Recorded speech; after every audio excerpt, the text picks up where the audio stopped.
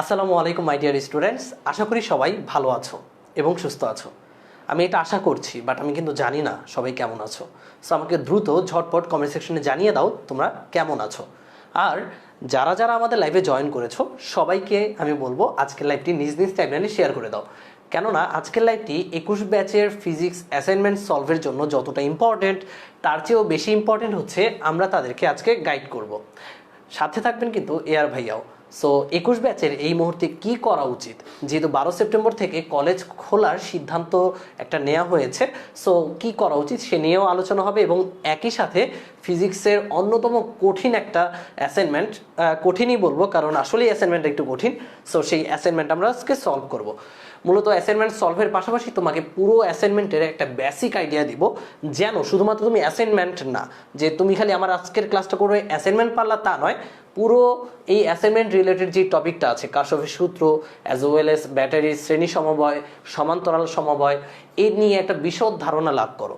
So আমার target থাকবে তোমাকে এমনভাবে এটা পড়িয়ে দেওয়া যেন তুমি পরবর্তীতে এইচএসসিতে এই টপিক থেকে প্রশ্ন আসলে ইনিমিনি চিনিতে প্রশ্ন সলভ করে ফেলতে পারো। সো সবার কাছে আকুল মিনতি, আকুল কামনা হচ্ছে এই যে আজকের ক্লাসটি নিজ নিজ টাইমলাইনে শেয়ার করে দাও, কারণ ইয়াসিন ভাই কিন্তু তোমাদের কাছে চলে এসেছে।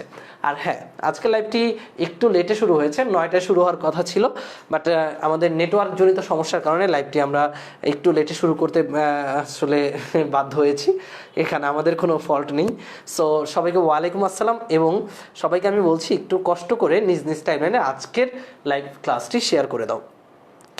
সো সবাই আমাদের সাথে যুক্ত হয়ে গিয়েছো, আমি চাইবো আরও অনেক বেশি যুক্ত হোক, কারণ আজকের ক্লাসটি কিন্তু 1000 স্টুডেন্ট আমি ডিজার্ভ করি। সো 1000 স্টুডেন্ট এখনও আসেনি, মাত্র 450 স্টুডেন্ট এসেছে।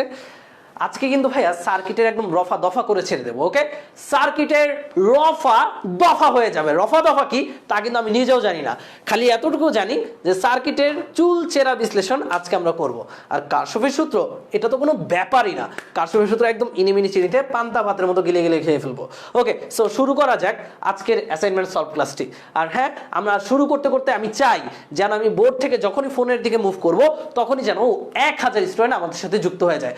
সো সবার কাজ হচ্ছে খুব দ্রুত আজকে লাইভটি শেয়ার করে দাও। আমি বারবার কিন্তু বলবো না, লাইভটি শেয়ার করে দাও, বন্ধুদেরকে মেনশন করে দাও। বারবার বলতে আমারও বিরক্ত লাগে, এতদিন ক্লাস করতেছে এখনো যদি এইগুলো বারবার বলতে হয় তাহলে আসলেই বিরক্তির পরিস্থিতি সৃষ্টি হয়ে যায়। সো সবাই please please please please share করে দাও। আর হ্যাঁ, 12 সেপ্টেম্বর থেকে কিন্তু কলেজ খুলে দিচ্ছে। আমাদের মাথায় অনেক টেনশন ভর করছে যে আমরা কি করব না করব, কি করব না করব। টেনশনের কোনো দরকার নাই, তোমরা বন্দি বাসালার সাথে আছো তো? যদি বন্দি বাসালার সাথে থাকো সকল টেনশন পানি পানি হো গাইয়ে। ওকে, পানি পানি হো জায়গা। ওকে ভাইয়ারা, গানটার কথা হুট করে মনে পড়ে গেল, পানি পানি হো গাই। সো কোনো সমস্যা নেই, বন্দি বাসালা কিন্তু তোমাদের জন্য মেগা অ্যানাউন্সমেন্ট নিয়ে আসবে। কি হতে যাচ্ছে তা নিয়ে কিন্তু এয়ার ভাইয়া একটু পরেই বলবেন।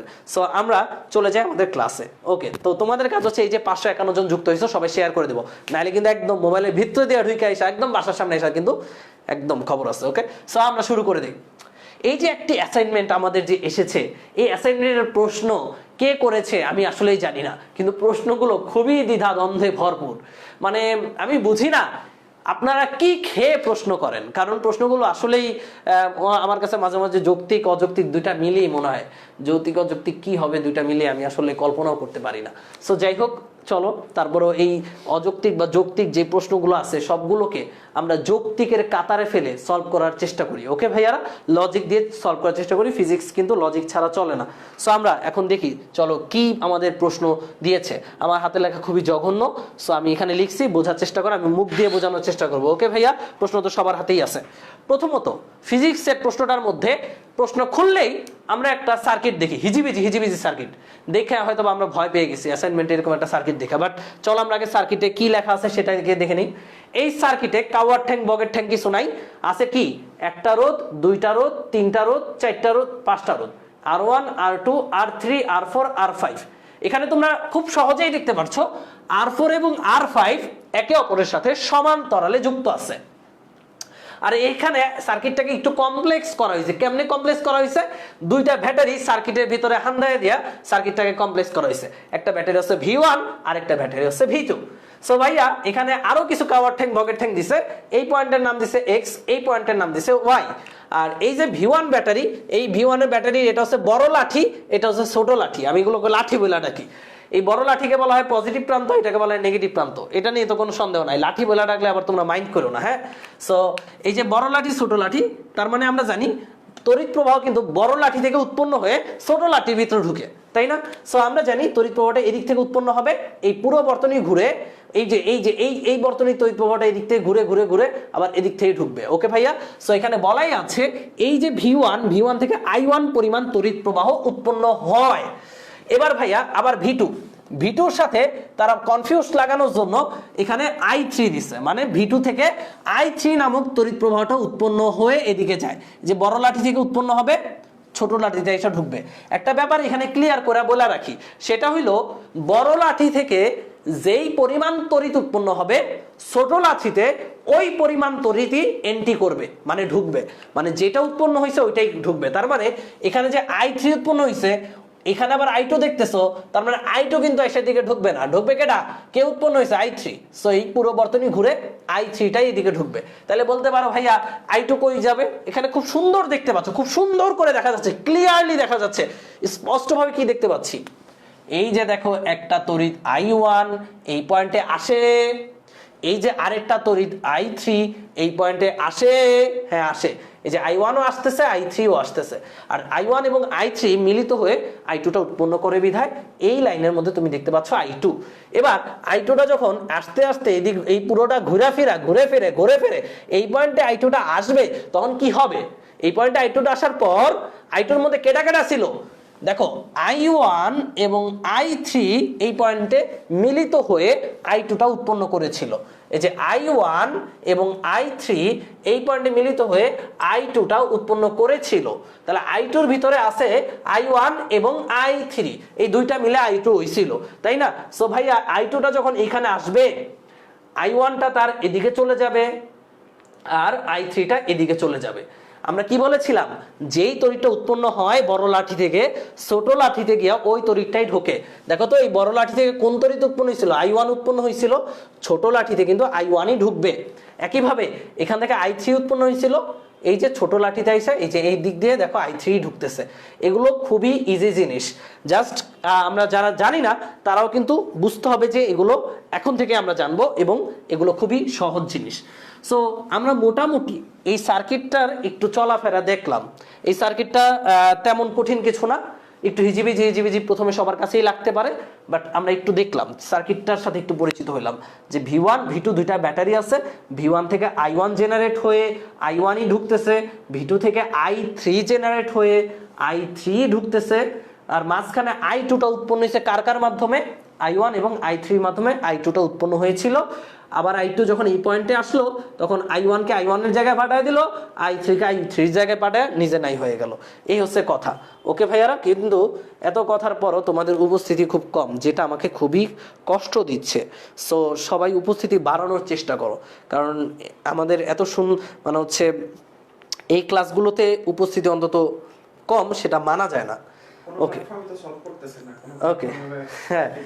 সো আর মূলত এই ক্লাসটাতে তোমরা শুধুমাত্র অ্যাসাইনমেন্ট সলভ না, আমি কিন্তু একদম চাইলেই সার্কিটটা দিয়ে ক নাম্বার প্রশ্ন সলভ করতে পারতাম, বাট আমি তোমাকে আগে সার্কিটের চুলচেরা বিশ্লেষণ করে দেখাইলাম যে এখানে আসলে কি ঘটতেছে। আর এই বেসিকগুলো কিন্তু এইচএসসিতে খুব কাজে লাগবে।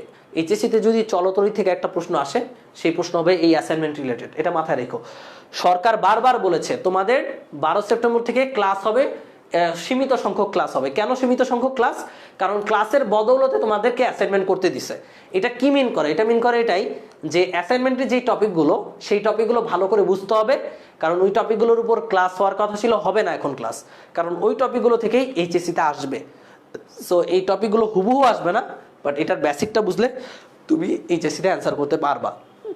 সো চলো আমরা সার্কিটটা বুঝলাম, এবার বাকিগুলো বুঝে নেই। আর এটা বোঝাটা সবার জন্য জরুরি, এই কারণে আমি বলবো সবাইকে মেনশন করে দাও। ওকে, সো ক নাম্বার প্রশ্নে বলেছে ফিগার 1-এ কার্শফের দুইটি সূত্র দেখাও, মানে প্রয়োগ করে দেখাও। এই যে ফিগার 1, এই ফিগার 1-এ কার্শফের দুইটি সূত্র চিত্র সহ আমাকে প্রয়োগ করে দেখাইতে বলছে। তো আমরা খুব সহজ ক নাম্বার উত্তর দিতে পারি খুব সহজে। আমি একদম ডিটেলসে লিখে দিব না, লেখার কাজ তোমার, বোঝানোর কাজ আমার। সো ভাইয়া কার্শফের দুইটি সূত্র কিভাবে দেখাবো? কার্শফের প্রথম সূত্রটা কি? তুমি সুন্দর করে লিখবা, কারশফের প্রথম সূত্র, কারশফের প্রথম সূত্র কি বলেছিলেন প্রথম সূত্রে? খুবই সহজ, আমি এটাকে এভাবে শিখাই। আসা ইজ ইকুয়াল টু যাওয়া। কি শেষ? হ্যাঁ শেষ, বাট তুমি এভাবে লিখিও না, কারণ তুমি এভাবে লিখলে তুমি কিন্তু আন্ডা পাবা। সো আসা ইজ ইকুয়াল টু যাওয়া মানে এটাই বোঝায় যে কোনো একটা সার্কিটের একটা নির্দিষ্ট পয়েন্ট আমরা ধরবো, যেকে বলা হয় জাংশন বা সংযোগ বিন্দু। সংযোগ বিন্দু যেখানে আমরা দুইয়ের অধিক লাইন এসে মিলিত হয়। ধরো এই যে এই পয়েন্টটা, এই পয়েন্টে কি কয়টা লাইন মিলিত হয়েছে? একটা লাইন, দুইটা লাইন, তিনটা লাইন। দুইয়ের অধিক লাইন এসে যেখানে মিলিত হয় সেটাকে বলা হয় জাংশন বা সংযোগ বিন্দু। ওকে, সো কারশফের প্রথম সূত্রটা যদি শুদ্ধ ভাষায় বলতে চাই তাহলে হচ্ছে কোনো একটা সার্কিটের সংযোগ বিন্দুতে বিদ্যুৎ প্রবাহ সমূহের বীজগাণিতিক যোগফল শূন্য, বা যতগুলো বিদ্যুৎ প্রবাহ আসবে আর যতগুলো বিদ্যুৎ প্রবাহ যাবে এরা ইকুয়াল। সহজ কথা, মানে মোট কথা এই একটা যদি হয় জাংশন পয়েন্ট, মনে করো এখানে তিনটা লাইন আছে বা চারটা লাইন আছে, এদিকে তড়িৎ আসতেছে I1, তড়িৎ এদিকে আসতেছে I2, এদিকে তড়িৎ আসতেছে I3। তাহলে দেখো এই পয়েন্টে কয়টা তড়িৎ আসছে? তিনটা, I1, I2, I3। আর মনে করো এদিকে তড়িৎ যাচ্ছে I4। আমি লিখছি কি আসা ইজ ইকুয়াল টু যাওয়া। সো এখানে আসতেছে কে কে? I1 আসতেছে, I2 আসতেছে, I3 আসতেছে, যাচ্ছে কে? I4। সুতরাং আমরা লিখেছি আসা ইজ ইকুয়াল টু যাওয়া মানে কি আসছে কে কে? I1 plus I2 plus I3 আসছে, গেছে কে? I4। সুতরাং আসা ইজ ইকুয়াল টু যাওয়া। এটাই হচ্ছে কারশফের প্রথম সূত্র। বই থেকে শুদ্ধভাবে মুখস্থ করে সূত্রটা মাইরা দিবা, মাইরা তারপরে এই পিকে অ্যাপ্লাই করে দেখাবা। ঠিক আছে? তো প্রথম কাজ হচ্ছে তোমার আসা ইজ ইকুয়াল টু যাওয়া। আর শুদ্ধ ভাষায় কি বলছিলাম? কোনো একটা সার্কিটের সংযোগ বিন্দুতে তড়িৎ প্রবাহ সমূহের বীজগাণিতিক যোগফল শূন্য। বীজগাণিতিক যোগফল বলতে বোঝায় আশাগুলোকে যদি তুমি প্লাস ধরো তাহলে যাওয়াটাকে ধরবা মাইনাস। তাহলে এখানে হবে I1 আসতেছে, I2 আসতেছে, I3 আসতেছে, এগুলো প্লাস, যাচ্ছে কে? I4, তাহলে এটা মাইনাস। এটাকে বলা হয় বীজগাণিতিক যোগফল, এটা হবে শূন্য। বা এই লাইন যেই কথা, এই লাইন তো একই কথা, তাই না? দেখো I1 plus I2 plus I3 minus I4 is equal two 0, মানেই তো I1 plus I2 plus I3 is equal two I4, তাই তো? সো আসা ইজ ইকুয়াল টু যাওয়া, এটাই হচ্ছে কারশফের প্রথম সূত্র। সো আমরা কি করলাম? কারশফের প্রথম সূত্র বুঝে ফেললাম। কারশফের প্রথম সূত্রকে বলা হয় জাংশন উপপাদ্য। জাংশন উপপাদ্য কেন বলা হয়? কারণ এখানে এই উপপাদ্যটা বা এই সূত্রটা আমরা একটা বর্তনীর সংযোগ স্থল বা একটা জাংশনে অ্যাপ্লাই করতে পারি। জাংশন কাকে বলে? যেখানে দুইয়ের অধিক লাইন এসে মিলিত হবে। এই পয়েন্টে তোমরা দেখতে পাচ্ছ দুইয়ের অধিক লাইন এসে মিলিত হয়েছে, এই পয়েন্টেও দেখতে পাচ্ছ দুইয়ের অধিক লাইন এসে মিলিত হয়েছে। সো আমি যদি এই সার্কিটে দুইটা জাংশন পয়েন্ট বের করতে বলি, তুমি অবশ্যই বের করতে পারবা। এই যে এটা আর এটা দুইয়ের অধিক লাইন এসে মিলিত হয়েছে। সো তুমি প্রথম সূত্রটার অ্যাপ্লাই কিভাবে করবা? ক নাম্বার প্রশ্নে আমাকে বলেছে ফিগার 1 এ কারশফের দুইটি সূত্র অ্যাপ্লাই করে দেখাও। সো তুমি প্রথমে লিখবা নিচে, বা ফিগার 1 এ কারশফের দুইটি সূত্র নিম্নে অ্যাপ্লাই করে দেখানো হলো। তখন তুমি লিখবা, তারপরে কি লিখবা? আমরা জানি কারশফের প্রথম সূত্রটা লিখে দিবা। ওকে, কারশফের প্রথম সূত্র লেখার পর তুমি লিখবা কি এই সূত্রটি আমাদের ফিগার 1 এ অ্যাপ্লাই করে পাই। অ্যাপ্লাইয়ের বাংলা ভুলে গেছি। তুমি লিখবা কি এই সূত্রটি ফিগার 1 এ অ্যাপ্লাই করে পাই। দেখতে পাচ্ছি ফিগার 1 এ জাংশন আছে কয়টা? আমি অলরেডি জাংশন কি সেটা বুঝাইছি। ফিগার 1 এ জাংশন আছে দুইটা, এক্স এবং ওয়াই, তাই তো? জাংশন আছে দুইটা।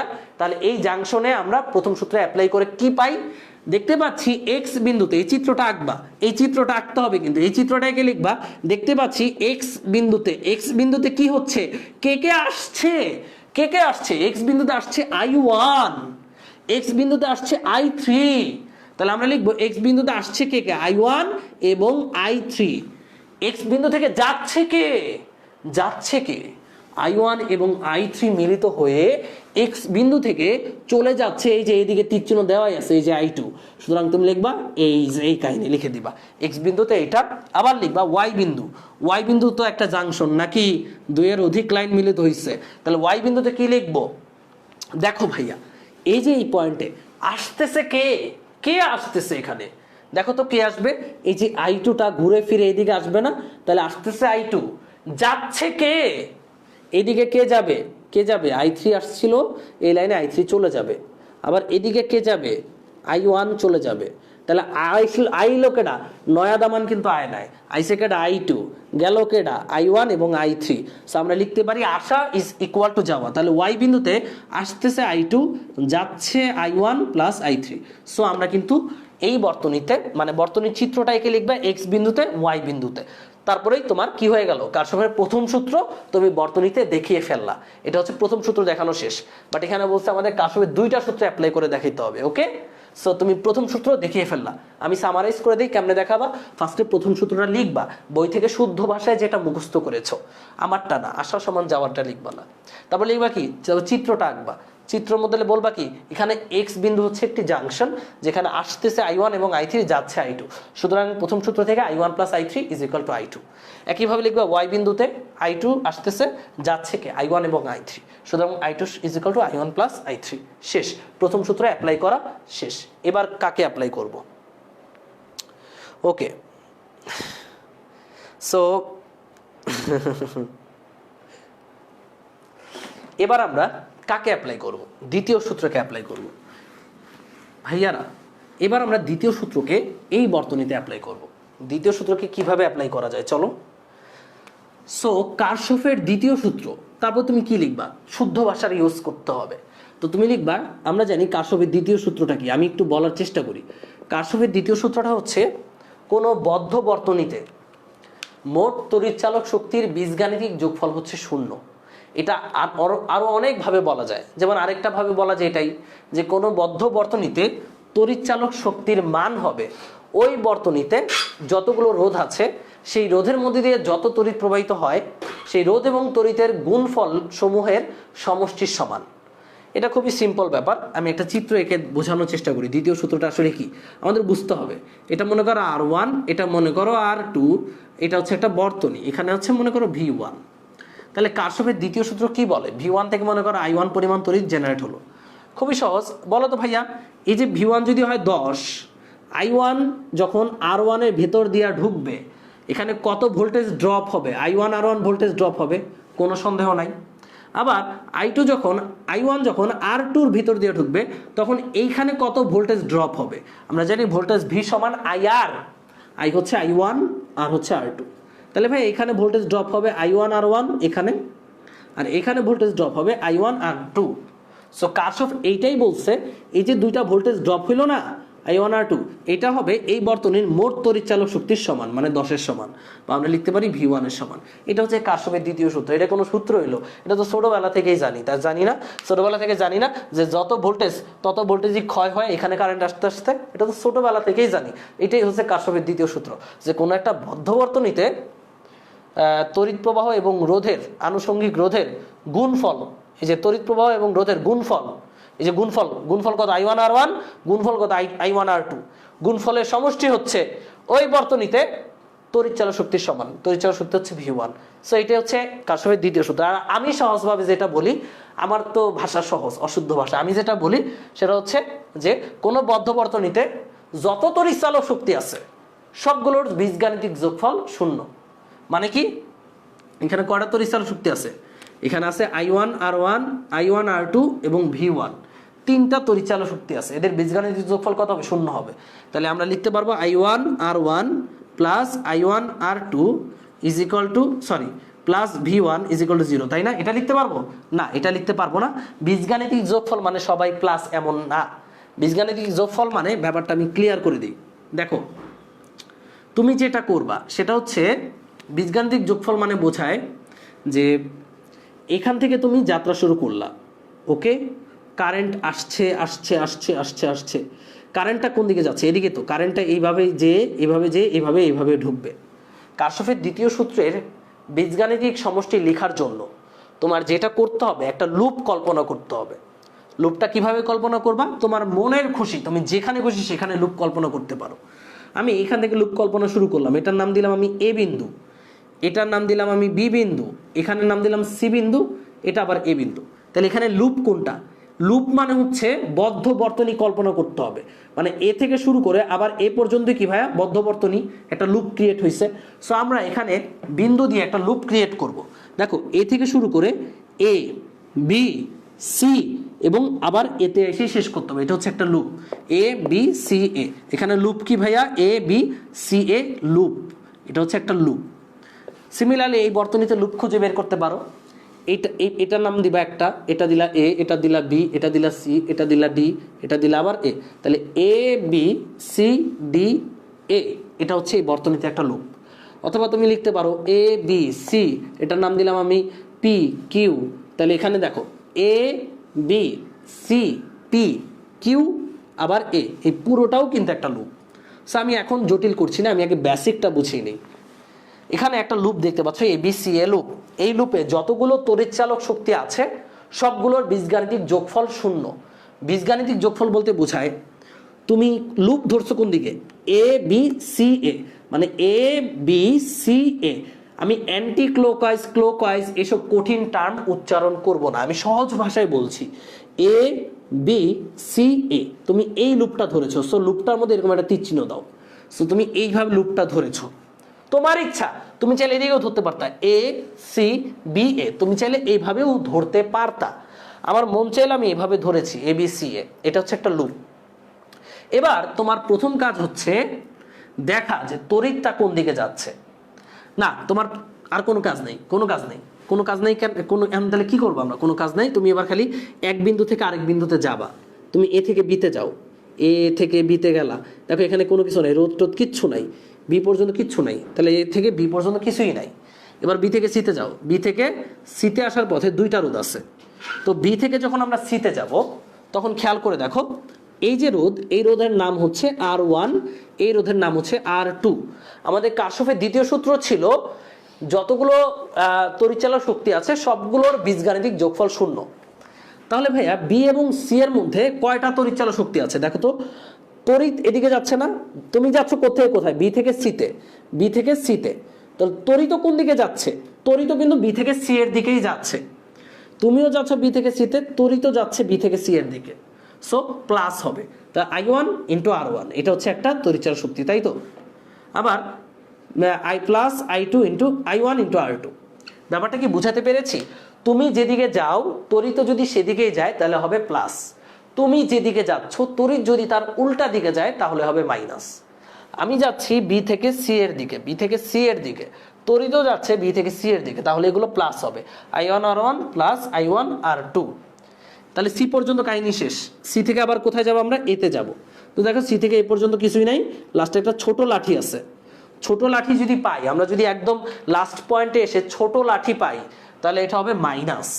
তাহলে ছোট লাঠি পাইছি, এটার কত, এটার মান মনে করো V1, তাহলে এটা হবে মাইনাস V1।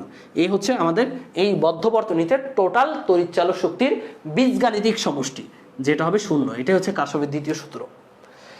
ব্যাপারটা আমি ক্লিয়ার করে দিই। আমরা কিন্তু অলরেডি অনেক কিছু শিখে গেছি, হয়তোবা তোমরা বুঝতেছো না যে আমরা আসলে কি শিখেছি। বুঝতে পারবা, এখনই বুঝতে পারবা, সমস্যা নাই। আমরা যখন অ্যাপ্লাই করব তখন বুঝতে পারবা। খালি তোমরা এটা মনে রাখো যে তোমরা বদ্ধ বর্তনী চিহ্নিত করবা এ বি সি ডি এগুলো দিয়ে। এবার আচ্ছা আমি এই জিনিসটা উল্টোভাবে করার চেষ্টা করি। দেখো এটা হচ্ছে এ, এটা সি, এটা বি, আবার এটা এ। এবার আমি যদি বলি এ সি বি এ, এই বর্তনী দিয়ে ঘুরবো, আমার মন চাইলো A C B A. But একটা জিনিস মাথায় রাখবা, যেখান থেকে শুরু করবা ওইখানে এসেই কিন্তু শেষ করতে হবে। এ সি বি এ এই লুপে কি কাহিনী ঘটতেছে, এ সি বি এ লুপে কি কাহিনী ঘটছে দেখো। এই এ থেকে যখন যাত্রা শুরু করলা, এ থেকে যখন যাত্রা শুরু করলা, এদিকে যাত্রা শুরু করলা, এ থেকে সিতে আসলা, কোনো কিচ্ছু নাই। সি থেকে আবার কোথায় আসতে হবে, সি থেকে বিতে আসতে হবে। কয়টা রোধ, R2 এবং R3। তুমি যাচ্ছ কোন দিকে, সি থেকে বিতে, কিন্তু কারেন্ট কোন দিকে, বি থেকে সিতে। তাহলে তোমার কি দিতে হবে, মাইনাস। তাহলে এটা হবে, এটার মধ্যে কারেন্ট কত চাই, I1, তাহলে মাইনাস I1 R2, আবার মাইনাস I1 R1। ওকে, সি থেকে বিতে শেষ। এবার বি থেকে আবার এতে আসো, আস্তে আস্তে কি লাঠি পাইছো, বড় লাঠি পাইছো। বড় লাঠি পাওয়া মানে plus V1 is equal two 0। এটা হচ্ছে কার্শফের দ্বিতীয় সূত্রটা। এই লাইন এবং এই লাইন সেম। দেখো তুমি, আমরা যদি I1 R1, I1 R2 এবং I1 R1কে ওই সাইডে নেই তাহলে পাবো কি, I1 R2 আমরা পাবো হচ্ছে I1 R2 মাইনাস দিয়ে যদি গুণ করে দেই তাহলে প্লাস I1 R1 মাইনাস দিয়ে গুণ করলে minus V1 is equal two 0। এই লাইন এবং এই লাইন সেম। সো তুমি যেভাবেই ঘুরো না কেন, তুমি জাস্ট একটা কথা মাথায় রাখবা, যেখান থেকে ঘোরা শুরু করছো ওইখানে এসে শেষ করতে হবে। ঘোরার পথে তুমি যদি দেখো তড়িৎ তোমার ঘোরার উল্টা দিকে, ওইটা মাইনাস বসায় দিতে হবে। আর এইভাবে আমরা যেটা পাবো সেটা হচ্ছে বীজগাণিতিক যোগফল। আর এই লাইন আর এই লাইন কিন্তু একই কথা, কারণ আমরা কিন্তু V1 মাইনাস V1কে ওই সাইডে এনে প্লাস V1 হয়ে যাবে। সো এই ছিল আমাদের কার্শফের দ্বিতীয় সূত্রটা। সো এই দ্বিতীয় সূত্রটাকে আমরা যদি অ্যাপ্লাই করি, কোথায় অ্যাপ্লাই করব, এই আমাদের ক নাম্বার প্রশ্নের, ক ক নাম্বার প্রশ্নে বলেছে 2টি সূত্র অ্যাপ্লাই করে দেখাও এই বর্তনীতে ফিগার 1-এ। সো আমরা এই 2টি সূত্র অ্যাপ্লাই করব, কিন্তু হ্যাঁ আমরা ফিগার 1-এ অ্যাপ্লাই করে ফেলবো, সরি দ্বিতীয় সূত্রটা ফিগার 1-এ অ্যাপ্লাই করে ফেলবো। সো ফিগার 1-এ প্রথম সূত্র আমরা অ্যাপ্লাই করে ফেললাম, কারণ জাংশন আমরা চিনেছি, সেই জাংশনে অ্যাপ্লাই করতে পেরেছি। এবার ফিগার 1-এ দ্বিতীয় সূত্রটা অ্যাপ্লাই কিভাবে করব। সো দ্বিতীয় সূত্র অ্যাপ্লাই করতে হলে একটা বদ্ধ বর্তনী ধরতে হবে, সেটা কিন্তু অলরেডি তোমরা বুঝেছো। সো আমরা কিন্তু এখানে কয়েকটা বদ্ধ বর্তনী পাই। সো তোমার বেশি ক নাম্বার প্রশ্ন যেহেতু, তো তোমার বেশি বদ্ধ বর্তনী ধরতে হবে না, তুমি 2টা বদ্ধ বর্তনী ধরে দ্বিতীয় সূত্রটা অ্যাপ্লাই করে দেখো। খুবই সিম্পল। তুমি ফার্স্টে লিখবা কি, ফার্স্টে লিখবা দ্বিতীয় সূত্র, শুদ্ধ ভাষায় লিখবা, বইয়ে যেটা লেখা আছে। এরপর লিখবা এই দ্বিতীয় সূত্রটি নিচের চিত্রে অ্যাপ্লাই করে পাই। এই চিত্রটা আঁকবা, আঁকার পর ভাইয়া এখানে একটা লুপ কল্পনা করো, তোমার ইচ্ছা। আমার মন চাইলো আমি একটা লুপ কল্পনা করছি এইভাবে, এখান থেকে যাত্রা শুরু করলাম। এ, এটা হচ্ছে বি, এটা হচ্ছে সি, এটা হচ্ছে ডি, এটা হচ্ছে এ, সরি ডি, এটা হচ্ছে ই, এটা হচ্ছে এ। তাহলে আমরা একটা লুপ ধরে ফেললাম, এই যে এই লুপটা A B C D E এ, একটা লুপ।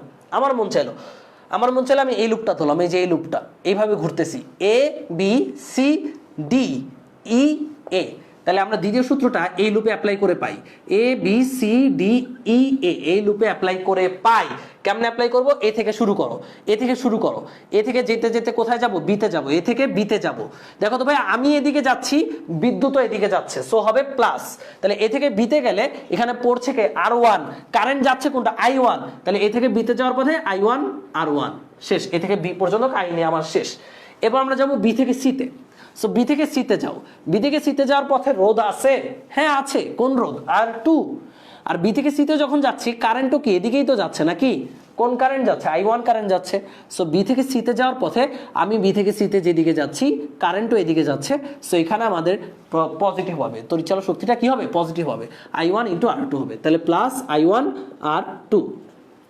বি থেকে সি পর্যন্ত কাহিনী শেষ। এবার সি থেকে ডিতে যাব, সি থেকে ডি, সি থেকে ডিতে যাওয়ার পথে এই যে যখন তুমি সি থেকে ডিতে যাচ্ছ এই লাইনটার মধ্যে তড়িৎটা কোন দিকে, সি থেকে ডিতে যাওয়ার পথে তড়িৎ কিন্তু এই দিকে, মানে তুমি যাচ্ছ সি থেকে ডি, তড়িৎ আসতেছে ডি থেকে সি, তাহলে উল্টো দিকে, তাই না? সো তড়িৎ যদি উল্টো দিকে আসে এখানে আমাদের কাহিনীটা কি হবে দেখো।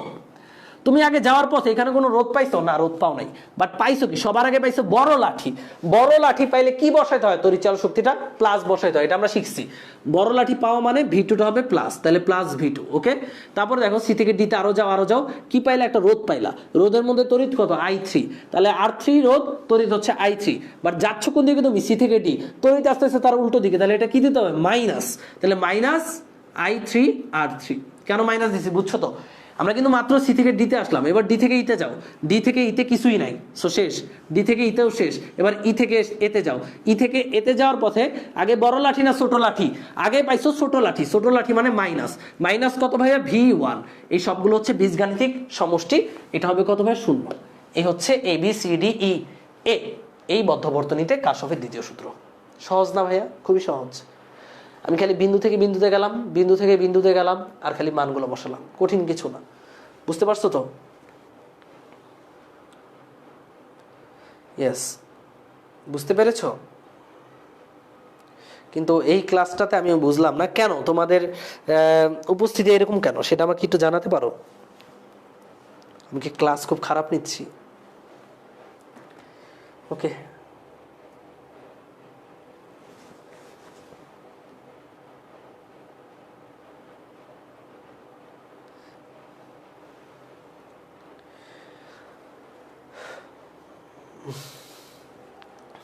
আচ্ছা ঠিক আছে, আমি আর উপস্থিতিতে তাকাবই না। সো এইটা হচ্ছে আমাদের এই বদ্ধবর্তনীতে কারশফের দ্বিতীয় সূত্র। সো তোমার এখন মন চাইলে তুমি আরেকটা বদ্ধবর্তনী ধরতে পারো, না মন চাইলে না, 2টা বদ্ধবর্তনী দেখাইতে হবে, কারণ কারশফের 2টা সূত্র 2টা বদ্ধবর্তনীতে দেখাইতে হবে দ্বিতীয় সূত্রটা। এখন তুমি কোন বদ্ধবর্তনীতে ধরবে? এখন তুমি যদি বলো ভাই এই এতটুকু বদ্ধবর্তনী ধরা যাবে, এটা সমস্যা নেই, বাট এতটুকটা ধরলে কেমন জানি মানে খুব বেশি পিচ্ছি এটা। সো আমরা একটা বড় বদ্ধবর্তনী ধরবো। এখানে কয়েকটা বদ্ধবর্তনী ধরা যায়, যেমন ধরবো আমি যদি R4 এবং R5 কে এক করে দিই, এই দুইটা কি প্যারালালে আছে না ভাইয়া? এই দুইটাকে আমরা এক করে আরপি বানাতে পারি কিনা? অবশ্যই পারি।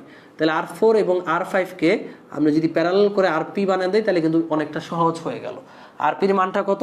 তুমি লিখবা কি আরপি ইজিক্যাল টু কি হবে, প্যারালাল করলে দেখবা R4 R5 আর নিচে হবে R4 প্লাস R5, এরকমই পাবা ভাইয়া। ওকে, এটা হচ্ছে আরপির মান। আরপির মানটা বের করে ফেললা। এবার একটা বদ্ধ বর্তনী ধরো, এই যে এবার এই বর্তনীটা ধরো, নিচেরটা ধরে ফেলছি না, এবার উপরেরটা ধরো। আমি উপরেরটা একটু উল্টো করে ধরবো। ওকে ভাইয়া, উল্টো করে ধরার চেষ্টা করি। চলো, উল্টো করে ধরলে কি হয়, একই রেজাল্ট হয়। তোমরা আবার সঠিকভাবে ধরো। আমি এটার নাম দিলাম, এবার আমি কি নাম দিব? এবার ABCD ইউজ করে ফেলছি তো, এবার 1 2 3 4 দিই না, 1 2 3 4 দিলে প্যাচ লেগে যাবে। এবার আমরা এবার আমরা কি দিতে পারি? আচ্ছা, PQRS দিই। এই পয়েন্টটা মনে করো P, এটার নাম দিলাম আমি Q, এটা মনে করো R, এটা S, এটা মনে করো T, এটা আবার P, এই বদ্ধবর্তনীটা। সো আমরা বদ্ধবর্তনীটার নাম লিখি P Q R S T P, P Q R S T P। এই লুপে আমরা কারশফের দ্বিতীয় সূত্রটা অ্যাপ্লাই করব। তাহলে ফার্স্টে P থেকে Qতে যাব। P থেকে যখন Qতে যাচ্ছি, P থেকে Q এর দিকে তো তড়িৎ নাই, আমরা তো তার উল্টো, তড়িৎ প্রবাহ হচ্ছে এই দিকটায়, বাট আমরা যাচ্ছি উল্টো দিকে। তড়িৎ প্রবাহিত হচ্ছে Q থেকে P, বাট আমরা যাচ্ছি P থেকে Q। সেটা হবে -I3 R3। কার মধ্যে দিয়ে যাচ্ছে? R3 এর মধ্যে দিয়ে। এবার আমরা Q থেকে R এ যাব। Q থেকে R এ যাওয়ার পথে কিছুই নাই, R থেকে S এ যাব। R থেকে যখন S এ যাচ্ছি, এখানে RP আছে, যাচ্ছি এদিকে, তড়িৎ এদিকে, তাহলে মাইনাস, তাহলে মাইনাস আরপির মধ্যে কত তড়িৎ? I2, তাহলে -I2 RP। এবার S থেকে টিতে যাব। S থেকে টিতে কিছুই নাই, টি থেকে পিতে যাব। টি থেকে পিতে যাওয়ার পথে দেখতে পাচ্ছি বড় লাঠি আগে পাইছি। বড় লাঠি আগে পাওয়া মানে কি? +V2 = 0। এই হচ্ছে আমাদের এই লুপটায় কারশফের দ্বিতীয় সূত্র। এতটুকু করে তোমার নিচে বলে দিবা যে আমরা দুইটি লুপে কারশফের দ্বিতীয় সূত্রটাই অ্যাপ্লাই করে দেখিয়ে দিলাম, শেষ। এটাকে তুমি একটু সাইজ করতে পারো। সাইজ কিভাবে করবা? এই মাইনাস দিয়ে গুণ দিয়ে V2টাকে ওই পাশে নিয়ে নিবা। মানে সাইজ করা মানে এটার এইভাবে করা আর কি, I3 R3 plus I2 RP = V2, এটা আসবে আর কি। সাইজ করলে এরকম আসবে। সো তুমি যদি এতটুকু অ্যাপ্লাই করো তাহলেই শেষ। ক নাম্বার প্রশ্নটা একটু বেশি দীর্ঘ হয়ে গেছে, বাট সহজ। প্রথম ক নাম্বার প্রশ্ন দ্বারা আসলে আমরা কারশফের দুইটা সূত্র অ্যাপ্লাই করা শিখতে পারি, আর এই অ্যাপ্লাই করা শেখাটাই অনেক বড় কিছু। ওকে,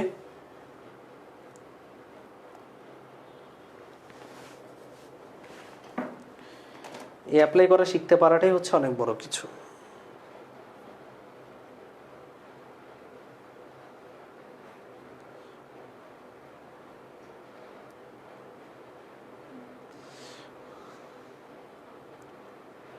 সো আমরা অ্যাসাইনমেন্টের মাধ্যমে কারশফের দ্বিতীয় সূত্র অ্যাপ্লাই করতে পারলাম। সো প্রথম ক নাম্বারটা আমরা কি সবাই বুঝতে পেরেছি? যদি বুঝতে পারি আমাকে একটু কমেন্ট সেকশনে জানাও যে হ্যাঁ ভাইয়া বুঝতে পেরেছি।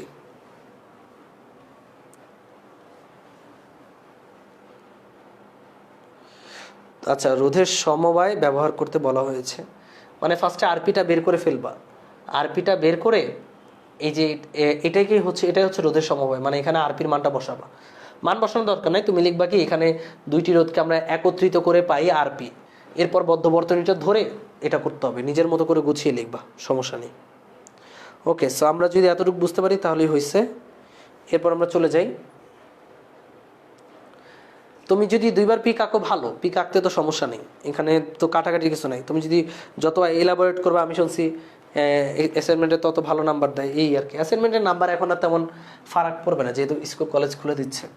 বাট এটা বুঝতে হবে, এর মাধ্যমে কিন্তু তুমি কারশফের প্রথম দুইটা সূত্র অ্যাপ্লাই করা বুঝে যেতে পারলা, এটাই কিন্তু অনেক কিছু। আচ্ছা, সো এবার খ নাম্বার প্রশ্ন। খ নাম্বার প্রশ্নটা একদম পিচ্ছি। খ নাম্বার প্রশ্নে বলেছে, ওকে, খ নাম্বার প্রশ্নে বলেছে V1 এর প্রান্ত চেঞ্জ করলে প্রবাহের কিরূপ পরিবর্তন হবে। V1 কই? আমি তো এই চিত্রটাকে পুরো হিজিবিজি করে ফেলছি, তাই না? V1 হচ্ছে এইটা। এই V1 এর প্রান্ত যদি আমরা চেঞ্জ করে দেই, তড়িৎ প্রবাহের কেমন পরিবর্তন হবে? আমরা অলওয়েজ জানি তড়িৎ প্রবাহ উচ্চ বিভব থেকে নিম্ন বিভবের দিকে ধাবিত হয়। আমি যদিও প্রথমে ফাজলামি করে এগুলোকে লাঠি বলছি। উচ্চ বিভব থেকে তড়িৎ প্রবাহ সৃষ্টি হয়ে নিম্ন বিভবে প্রবেশ করে, তাই না? এটা হচ্ছে উচ্চ বিভব, এটা নিম্ন বিভব। সো আমরা যদি খ নাম্বার প্রশ্ন অনুসারে V1 এর প্রান্তটা চেঞ্জ করে দিই। V1 এর প্রান্ত যদি চেঞ্জ করে দিই, মানে এই পুরো চিত্র সেম, বাট আমরা এই V1টাকে উল্টিয়ে দিব। উল্টিয়ে দেবো মানে এইদিকে ছোট লাঠি পড়বে, এদিকে বড় লাঠি। তাহলে তড়িৎ প্রবাহের চেঞ্জটা কেমন হবে? তাহলে ভাইয়া I1টা তো আর এদিকে জেনারেট হবে না, কারণ আমরা জানি I1 তড়িৎ প্রবাহটা V1 থেকে জেনারেট হচ্ছে, বাট V1টার বড় লাঠি বা উচ্চ বিভব থেকে জেনারেট হচ্ছে। সো তড়িৎ প্রবাহটা হবে এইদিকে, I1টা এদিকে হবে, এদিকে আর I1 হবে না। সো তোমরা এই চিত্রটা খ নাম্বারে এঁকে দিবা, এঁকে দিয়ে বলবা যে এই যে এই চিত্রটা এঁকে দিবা যে I1টা নিচের দিকে, এখন আগে I1টা উপরের দিকে ছিল, বাট এখন I1টা নিচের দিকে, কারণ আমরা জানি তড়িৎ প্রবাহিত হয় উচ্চ বিভব থেকে নিম্ন বিভবের দিকে। সো খ নাম্বারটা কিভাবে লিখবো আমি বলি। বলবা যদি আমরা V1 এর প্রান্ত চেঞ্জ করে দেই তাহলে চিত্রটি হবে নিম্নরূপ। তারপর এই চিত্রটি আঁকবা, আঁকার পর লিখবা V1 এর প্রান্ত চেঞ্জ হয়েছে, I1টা নিচের দিকে। এরপর এটা লিখবা বিস্তারিত। আমরা জানি তড়িৎ প্রবাহ সবসময় উচ্চ বিভব থেকে নিম্ন বিভবের দিকে প্রবাহিত হয়। যখন আমরা V1কে চেঞ্জ করে দিব তখন I1টা এদিক থেকে নিচে যেদিকে ছিল তার উল্টো দিকে প্রবাহিত হবে।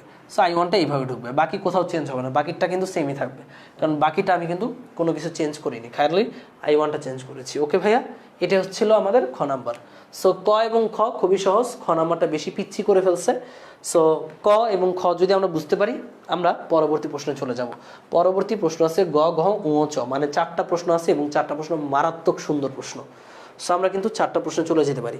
মারাত্মক সুন্দর বললে একটু ঝামেলা আছে, বাট প্রশ্নগুলো বুঝতে পারলে খুব কাজে দিবে। কিন্তু আমাদের টিচাররা খুব বেশি ভালো করে ক্লিয়ার করে দেয় এই প্রশ্নগুলো। সো আমাদের এই যে বড় করে একটা যে সার্কিট আঁকা ছিল ওইটার কাজ কিন্তু শেষ, ওইটা দিয়ে খালি ক এবং খই আসছে। এবার গ নাম্বারে যাই, চলো।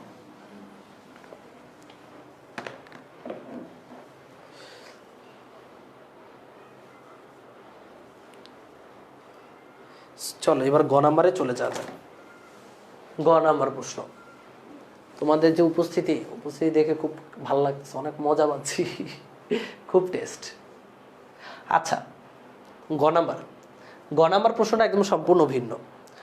কারণ উপরের 2টা প্রশ্নের সাথে গ নাম্বার প্রশ্নের কোনো সম্পর্ক নাই। গ নাম্বার প্রশ্নের আগে একটা উদ্দীপক দিছে, উদ্দীপকটা আমি লেখালেখি কম করি তো, সো উদ্দীপকটা আমি চিত্রের মাধ্যমে এঁকে দেওয়ার চেষ্টা করেছি। উদ্দীপকে বলেছে 2টি ব্যাটারির প্রতিটির মান 12 ভোল্ট আর ব্যাটারির অভ্যন্তরীণ রোধের মান হচ্ছে 0.5 ভোল্ট। এখানে অভ্যন্তরীণ রোধটা কি? একটা ব্যাটারির ভেতরে যে সামান্য পরিমাণ রোধ থাকে, ব্যাটারির নিজস্ব রোধ, ওইটাই হচ্ছে অভ্যন্তরীণ রোধ। সো 2টি ব্যাটারির সাথে একটি বাল্ব যুক্ত আছে এবং 4.5 ওহম মানের একটি বাহ্যিক রোধ যুক্ত আছে।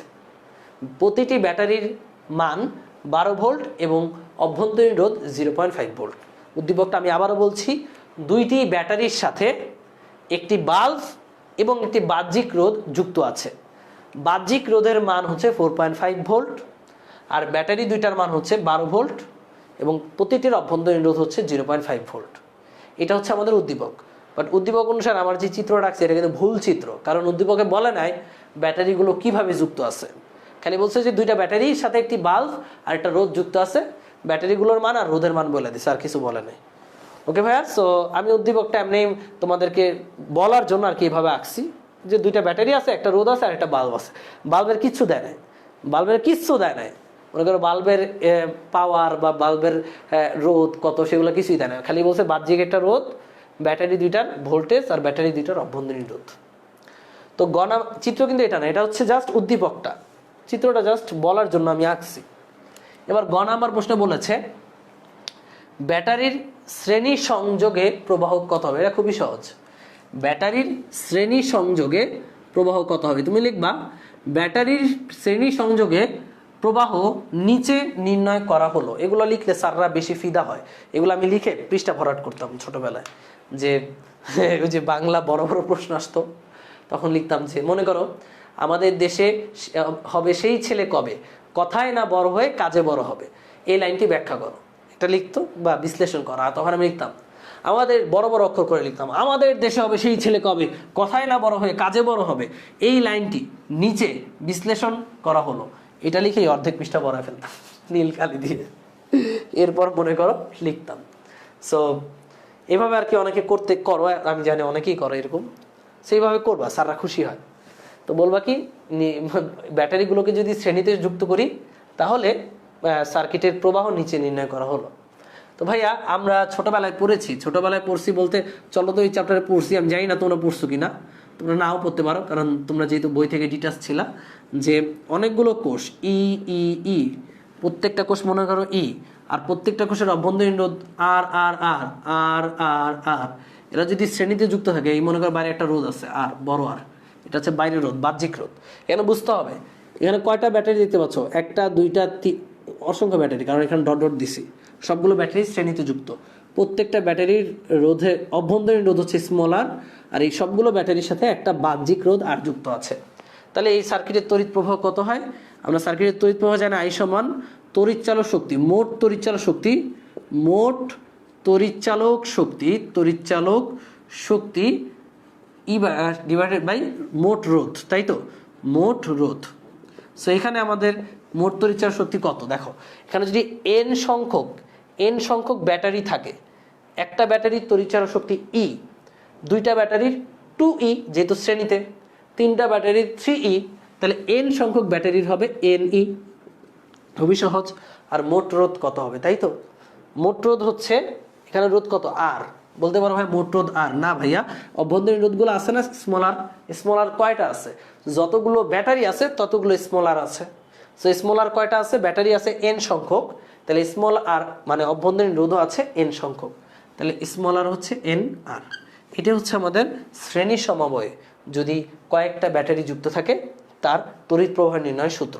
এটার প্রমাণের কিছু না, এটা খুবই সহজ। তাহলে সিরিজে থাকলে, ব্যাটারিগুলো যদি সিরিজে থাকে, এখানে কিন্তু রোধ সিরিজে না, এখানে বুঝতে হবে কে সিরিজে, ব্যাটারিগুলো সিরিজে। ব্যাটারিগুলো যদি সিরিজে থাকে, ব্যাটারিগুলো যদি শ্রেণীতে যুক্ত থাকে, তাহলে তড়িৎ প্রবাহ ফর্মুলা হচ্ছে NE ডিভাইডেড বাই বাহ্যিক রোধ। এটা সূত্রটা ভালো করে বুঝবা, NE, ই মানে তড়িৎচালক শক্তি, N মানে কয়টা ব্যাটারি আছে, আর প্লাস আর হচ্ছে বাহ্যিক রোধ NR। এখানে আর কি, ব্যাটারির অভ্যন্তরীণ রোধ, বাহ্যিক রোধটা সিঙ্গেল থাকে ব্যাটারি যখন শ্রেণীতে যুক্ত। সো এখানে তুমি সূত্র অ্যাপ্লাই করে ডিরেক্ট বের করে ফেলতে পারো, বা যারা বুদ্ধিমান আছো তারা চাইলে ফার্স্টে এটা লিখে তারপরে এই চিত্রটা আঁকবা, এই চিত্রটাকে অঙ্ক করে ফেলতে পারো। আচ্ছা এটাও লিখতে হবে না, জাস্ট অঙ্কের চিত্রটা আঁকলেই হবে। যে বলবা যখন অনেকগুলো ব্যাটারি শ্রেণীতে যুক্ত থাকে, তো শ্রেণীতে যুক্ত থাকলে সার্কিটের চেহারা হবে এরকম, সুন্দর করে লিখতে হবে, চেহারা লিখো না। আবার বলবা কি, যদি এখানে দুইটি ব্যাটারি যদি শ্রেণীতে যুক্ত থাকে তাহলে সার্কিটটি দেখতে হবে নিম্নরূপ। তো এই সার্কিটটা আঁকবা। এই সার্কিটের তড়িৎ প্রবাহ কত হবে? আমরা জানি IS সমান NE divided by R plus NR, যদি n সংখ্যক ব্যাটারি শ্রেণীতে যুক্ত থাকে। মানে n মানে কয়টা ব্যাটারি? একটা দুইটা ব্যাটারি। ই কত ভাইয়া? একটা ব্যাটারির তড়িৎচালক শক্তি 12, আর কত বাহ্যিক রোধ কত 4.5 প্লাস NR, n কত ভাইয়া 2, স্মল আর কত? স্মল আর হচ্ছে 0.5। এটা ক্যালকুলেট করে যেটা পাবো সেটা হচ্ছে অ্যান্সার, খুবই সহজ জিনিস। আর ভাইয়া এটা তো শ্রেণী সমবায়ের, ব্যাটারি যখন শ্রেণীতে থাকবে তখন তড়িৎ প্রবাহের মান, আর ব্যাটারি যখন সমান্তরালে থাকবে, এটা পারলে এটাও পারবা। উপরের সবই সেম, খালি নিচের এনটা ট্রান্সফার হবে, নিচের এনটা এখান থেকে এখানে চলে আসবে, তাহলে NR প্লাস R। এটা হচ্ছে যখন অনেকগুলো ব্যাটারি বা n সংখ্যক ব্যাটারি সমান্তরালে যুক্ত থাকে তখন ওই সার্কিটে তড়িৎ প্রবাহের ফর্মুলা। যেমন ধরো n সংখ্যক ব্যাটারি যদি সমান্তরালে, এই একটা ব্যাটারি, এই একটা ব্যাটারি, এই একটা ব্যাটারি, এভাবে যদি n সংখ্যক ব্যাটারি সমান্তরালে যুক্ত থাকে, এই একটা রোধ, তখন এই সার্কিটের তড়িৎ কত হবে? তড়িতের ফর্মুলা হচ্ছে এটার মতোই সূত্র, এটা মনে মুখস্থ রাখবে, খালি নিচের এনটা এক্সচেঞ্জ হবে, এখানে এনটা চলে আসবে বাহ্যিক রোধের সাথে। এটার প্রমাণও করানো যায়, বাট প্রমাণটা আমি এখন করাচ্ছি না, সময় সাপেক্ষ, করলে করানো যায়, ব্যাপার না। কারণ আমরা জানি তড়িৎ প্রবাহ I সমান মোট তড়িৎচালক শক্তি ডিভাইডেড বাই মোট রোধ। এখানে মোট তড়িৎচালক শক্তি কত হবে? যদি n সংখ্যক ব্যাটারি সমান্তরালে থাকে ভাইয়া, সমান্তরালে মনে করো এখানে একটা সমান্তরালে ব্যাটারি আছে, এখানে আরেকটা সমান্তরালে আছে, এটা 5 ভোল্ট, এটা 5 ভোল্ট, তুমি বলতে পারবা এই দুই প্রান্তের বিভব পার্থক্য কত? এই দুই প্রান্তের বিভব পার্থক্য কত? দুইটা পয়েন্ট যদি ফিক্স থাকে তাদের বিভব পার্থক্য সেম হয়, তুমি কখনোই বলবা না যে এই দুই পয়েন্টের বিভব পার্থক্য 10 ভোল্ট। পয়েন্ট দুইটা কি ফিক্স আছে না? তাহলে বিভব পার্থক্য সেম হবে। তারপরে এটা 5 ভোল্ট, এটা 5 ভোল্ট, মানে এই দুই পয়েন্টের বিভব পার্থক্য 5 ভোল্টই হবে, 10 ভোল্ট হওয়ার কোনো সুযোগ নেই। বুঝতে পারছো? যদি 100টা 5 ভোল্টও লাগানো থাকে, এই দুইটা পয়েন্ট যদি ফিক্স থাকে, তাহলে একটার বিভব পার্থক্য যা, সবগুলোর বিভব পার্থক্য তাই, সেখানে বিভব পার্থক্য কিন্তু 5ই হবে। তাহলে যদি এখানে ই লাগানো থাকে, তাহলে এখানে 2 পয়েন্টে বিভব পার্থক্য কি থাকবে? ই হবে। মোট তড়িৎচালক শক্তি ডিভাইডেড বাই মোট রোধ। মোট রোধ কত? যদি এন সংখ্যক রোধ, এন সংখ্যক আর, স্মল আর, প্রতিটা ব্যাটারির মধ্যে স্মল আর আছে, আর স্মল আর যদি প্রত্যেকটা সমান্তরালে যুক্ত থাকে, আমরা জানি, তাহলে সমান্তরালের তুলরোধ হবে আরপি সমান কত হবে? উপরে হবে নাম্বার নাকি না, নিচে হবে এন, উপরে হচ্ছে আর। এটা হচ্ছে আমাদের এন সংখ্যক স্মল আর যদি সমান্তরালে যুক্ত থাকে, কইরা দেখো। তাহলে আর বাই এন, তাহলে আমরা জানি মোট তড়িৎ প্রবাহ আই সমান মোট তড়িৎচালক শক্তি ডিভাইডেড বাই মোট রোধ। মোট রোধ কত? মোট রোধ হচ্ছে বাহ্যিক রোধ প্লাস অভ্যন্তরীণ রোধ। অভ্যন্তরীণ রোধ কত? R by n. R by n, এটা যদি তুমি এন দ্বারা গুণ করো উপর নিচে, তাহলে উপরে এন ই, এটা এন, এন এর সাথে গুণ হলে এন এন কাটা, তাহলে সূত্রটা একটু এরকম হয়ে যাবে। এটা আমি জাস্ট তাড়াতাড়ি করে ফেললাম, সূত্র প্রমাণটা জানতে হবে এমন কোনো কথা নেই, বাট তাড়াতাড়ি করছি যেন তোমরা আসলে না প্রশ্ন তোলো যে ভাইয়া সূত্রটা কোত্থেকে আসলো। সমান্তরালে যখন অনেকগুলো ব্যাটারি রাখছো, একটা ব্যাটারির বিভব পার্থক্য যা, সবগুলোর বিভব পার্থক্য তাই। ওকে ভাইয়া? কারণ সমান্তরালে দুইটা পয়েন্ট ফিক্স, এই দুইটা পয়েন্টের মধ্যে যত ব্যাটারি বসাও না কেন, একটা ব্যাটারির বিভব পার্থক্য যা, সবগুলোর তাই হবে। সো ই থাকবে তড়িৎচালক শক্তি। বাট যখন 2 পয়েন্টের মাঝে 100টা ব্যাটারি বসাচ্ছ, 100টা ব্যাটারির অভ্যন্তরীণ রোধ আছে, তারা কিভাবে আসছে? সমান্তরাল আছে না? তাহলে তাদের অভ্যন্তরীণ রোধের যে প্যারালাল ফর্মুলা, সেটা কি হবে? এটা হবে আর বাই 100 হবে, বা আর বাই এন হবে, এন সংখ্যক বসালে। So R plus R by N হলে তুমি যদি উপর নিচে এন দ্বারা গুণ করো, তাহলে এই ফর্মুলা পেয়ে যাবে আর কি। সো এই ফর্মুলা দুইটা আমার ঠাড়ায় মুখস্থ রাখতে হবে, এটা খুবই ইম্পর্টেন্ট।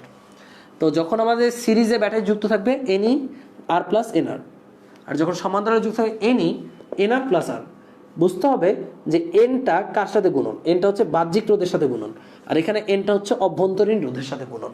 এইটা মাথায় রাখলেই হয়ে যাবে, বা তুমি যদি এই সূত্রটা মনে রাখতে পারো, তাহলে এটা অটো মনে আসবে। সো এগুলো আসলে জানতে হবে, এগুলো আমরা জানি, আশা রাখি। সো আমাদের গ নাম্বারের উত্তর তোমরা পারবা, গ নাম্বারটা খুবই সহজ। এবার আসি ঘ, মানে 4 নাম্বার প্রশ্নে। চলো, আমি কিন্তু তোমাদেরকে শুধুমাত্র অ্যাসাইনমেন্টের টপিক না, সম্পূর্ণ বেসিকটা বুঝিয়ে দেওয়ার চেষ্টা করছি। জানি না কতটুকু পারছি, but I am trying my best. Okay, so আমরা 4 নম্বর প্রশ্নে আসি। 4 নম্বর প্রশ্নটা খুব ইন্টারেস্টিং। যদি এতক্ষণ কিন্তু আমাদের বাল্বের কিছুই দেয় নাই, বাল্বের আমাদের কিচ্ছু দেয় নাই, খালি একটা বাহ্যিক রোধ দিয়েছে, 2টা ব্যাটারি দিয়েছিল। এবার 4 নম্বর প্রশ্নে বলছে, ধরে নাও এই যে বাল্বের রোধ, এই বাল্বের রোধ হচ্ছে আর, বাল্বের ফিলামেন্টের রোধ হচ্ছে আর, এটার নাম আমি দিচ্ছি আর বি। আর বি দ্বারা বোঝায় বাল্ব, বাল্বের ফিলামেন্টের রোধ। ওকে, আর বি। কোন ক্ষেত্রে এই বাল্বটি বেশি উজ্জ্বল আলো দিবে? ব্যাটারির শ্রেণী সমন্বয়ে নাকি ব্যাটারির সমান্তরাল সমন্বয়ে? আমি একটু শর্টকাটে লিখছি তো, তাই পুরো প্রশ্নটা তুলি নাই। যে ধরে নাও এই যে বাল্ব, এই বাল্বের একটা অভ্যন্তরীণ রোধ আছে, এই অভ্যন্তরীণ রোধের নাম হচ্ছে আরবি। এবার ব্যাটারিগুলোকে শ্রেণীতে সাজাইলে একবার, ব্যাটারিগুলোকে সমান্তরালে সাজাইলে একবার। কোন ক্ষেত্রে এই বাল্বটা উজ্জ্বল আলো দিবে, উজ্জ্বলভাবে জ্বলবে, সেটা আমাদের সলভ করতে হবে, খুব প্যারা না। সো ফার্স্ট অফ অল আমরা একটু দেখি কোন ক্ষেত্রে উজ্জ্বলভাবে জ্বলবে। সো নিচে লিখবা যে যেই ক্ষেত্রে উজ্জ্বলভাবে জ্বলবে তার নিচে গাণিতিকভাবে বিশ্লেষণ করা হলো। এবার লিখবা শ্রেণী, যখন ব্যাটারি শ্রেণী সংযোগে, যখন ব্যাটারিগুলো শ্রেণী সংযোগে, ব্যাটারি শ্রেণী সংযোগে, বানান ভুল হলে ক্ষমা প্রার্থী। যখন ব্যাটারিগুলো শ্রেণী সংযোগে থাকে তখন কি হবে? তখন চিত্রটা আঁকবা, এই যে চিত্রটা, তখন তো এই চিত্রই হবে, আমি এই চিত্রটা রাখলাম না। ব্যাটারি শ্রেণী সংযোগে থাকলে বাল্ব কতটুকু উজ্জ্বল হবে, ব্যাটারি সমান্তরাল সংযোগে থাকলে বাল্ব কতটুকু উজ্জ্বল হবে, এই দুইটার কম্পেয়ার করলে আমরা বুঝে যাব যে কোন ক্ষেত্রে বেশি উজ্জ্বল হবে। সো উজ্জ্বলতা নির্ভর করে পাওয়ারের উপর। কোন ক্ষেত্রে এই বাল্বটা বেশি পাওয়ার লস করছে, সেই ক্ষেত্রে উজ্জ্বল কিন্তু বেশি হবে। মানে মোট কথা, কোন ক্ষেত্রে পি বেশি, যে ক্ষেত্রে পি বেশি ওই ক্ষেত্রে উজ্জ্বলতা বেশি, মানে ওই ক্ষেত্রে লাইট বেশি দিবে, বেশি উজ্জ্বলতা লিখতে ভালো লাগে না, এই কারণে আমি সাংকেতিক চিহ্ন দিলাম। সো আমার দুই ক্ষেত্রে আমরা পি বের করে কম্পেয়ার করব যে কোন ক্ষেত্রে আসলে পিটা বেশি হয়। ওকে, সো দেখো কোন ক্ষেত্রে পি বেশি। যখন ব্যাটারি শ্রেণী সংযোগে তখন পি কত? পি এর ফর্মুলা হচ্ছে, শ্রেণী সংযোগে বলে আমি এস লাগাই দিই, আইএস স্কোয়ার ডি ইন্টু আর, এটা হচ্ছে পি এর ফর্মুলা ইন্টু আর। আর কার এখানে যে আরটা বসবে ইন্টু রোধ, আচ্ছা আমি ইন্টু রোধ দিচ্ছি, ইন্টু রোধ। এখন ভাইয়া যখন তুমি বাল্বের পাওয়ার বের করতেছো তো তখন কি কার রোধ বসবে এখানে? বাল্বের রোধই তো বসবে নাকি? তাহলে বাল্বের মধ্যে দিয়ে প্রবাহ ইন্টু বাল্বের রোধ। এখানে কিন্তু অনেক ঝামেলা আছে, ঝামেলাটা অনেকে খেয়াল করতে পারে না, বাট আমরা দেখবো চলো। তাহলে বাল্বের পাওয়ারটা বের করবো সিরিজে। এবার সিরিজে কারেন্ট কত? সিরিজে কারেন্টের ফর্মুলা কিন্তু তুমি জানো কি, সেটা সিরিজে কারেন্টের ফর্মুলা হচ্ছে n E R plus n r, তাই তো, ইন্টু আরবি। এই আরবিটা কিন্তু ভাই বাল্বের ফর্মুলা। এবার এখানে কোনটা কি? এখানে ই হচ্ছে তড়িৎচালক শক্তি, এন হচ্ছে ব্যাটারির সংখ্যা, এই স্মল আরটা কি? এই স্মল আর কিন্তু ব্যাটারির অভ্যন্তরীণ রোধ।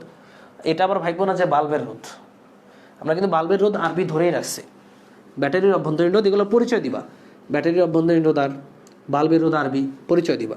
আর এই আরটা কি ছিল? এই বড় আরটা কিন্তু বাহ্যিক রোধ। কোন রোধ? বাহ্যিক রোধ। এখন ম্যাক্সিমাম এই জায়গাটাতে ভুল করছে, এই অ্যাসাইনমেন্টের এই জায়গাটাতে সবাই ভুল করছে। কারা কি ভুল করছে দেখাচ্ছি আমি। সো তুমি এন ই, এন কত ভাই? 2, কোনো সন্দেহ নাই। ই কত? ই হচ্ছে মোট তড়িৎচালক শক্তি 12, ঠিক আছে, কোনো সমস্যা নেই। ও এটা স্কোয়ার আছে তো আবার। আর হচ্ছে বাহ্যিক রোধ, বাহ্যিক রোধ কত? এখানে যে করছে বাহ্যিক রোধ আরবি দিছে অনেকে। ভাই বাহ্যিক রোধ কি শুধু আরবি? দেখো তো ভাইয়া, বাহ্যিক রোধ আরবি প্লাস 4.5 না? খেয়াল করে দেখো তো, এই জায়গাটাতে কিন্তু অনেকে ভুল করেছে। বাহ্যিক রোধ কত এখানে?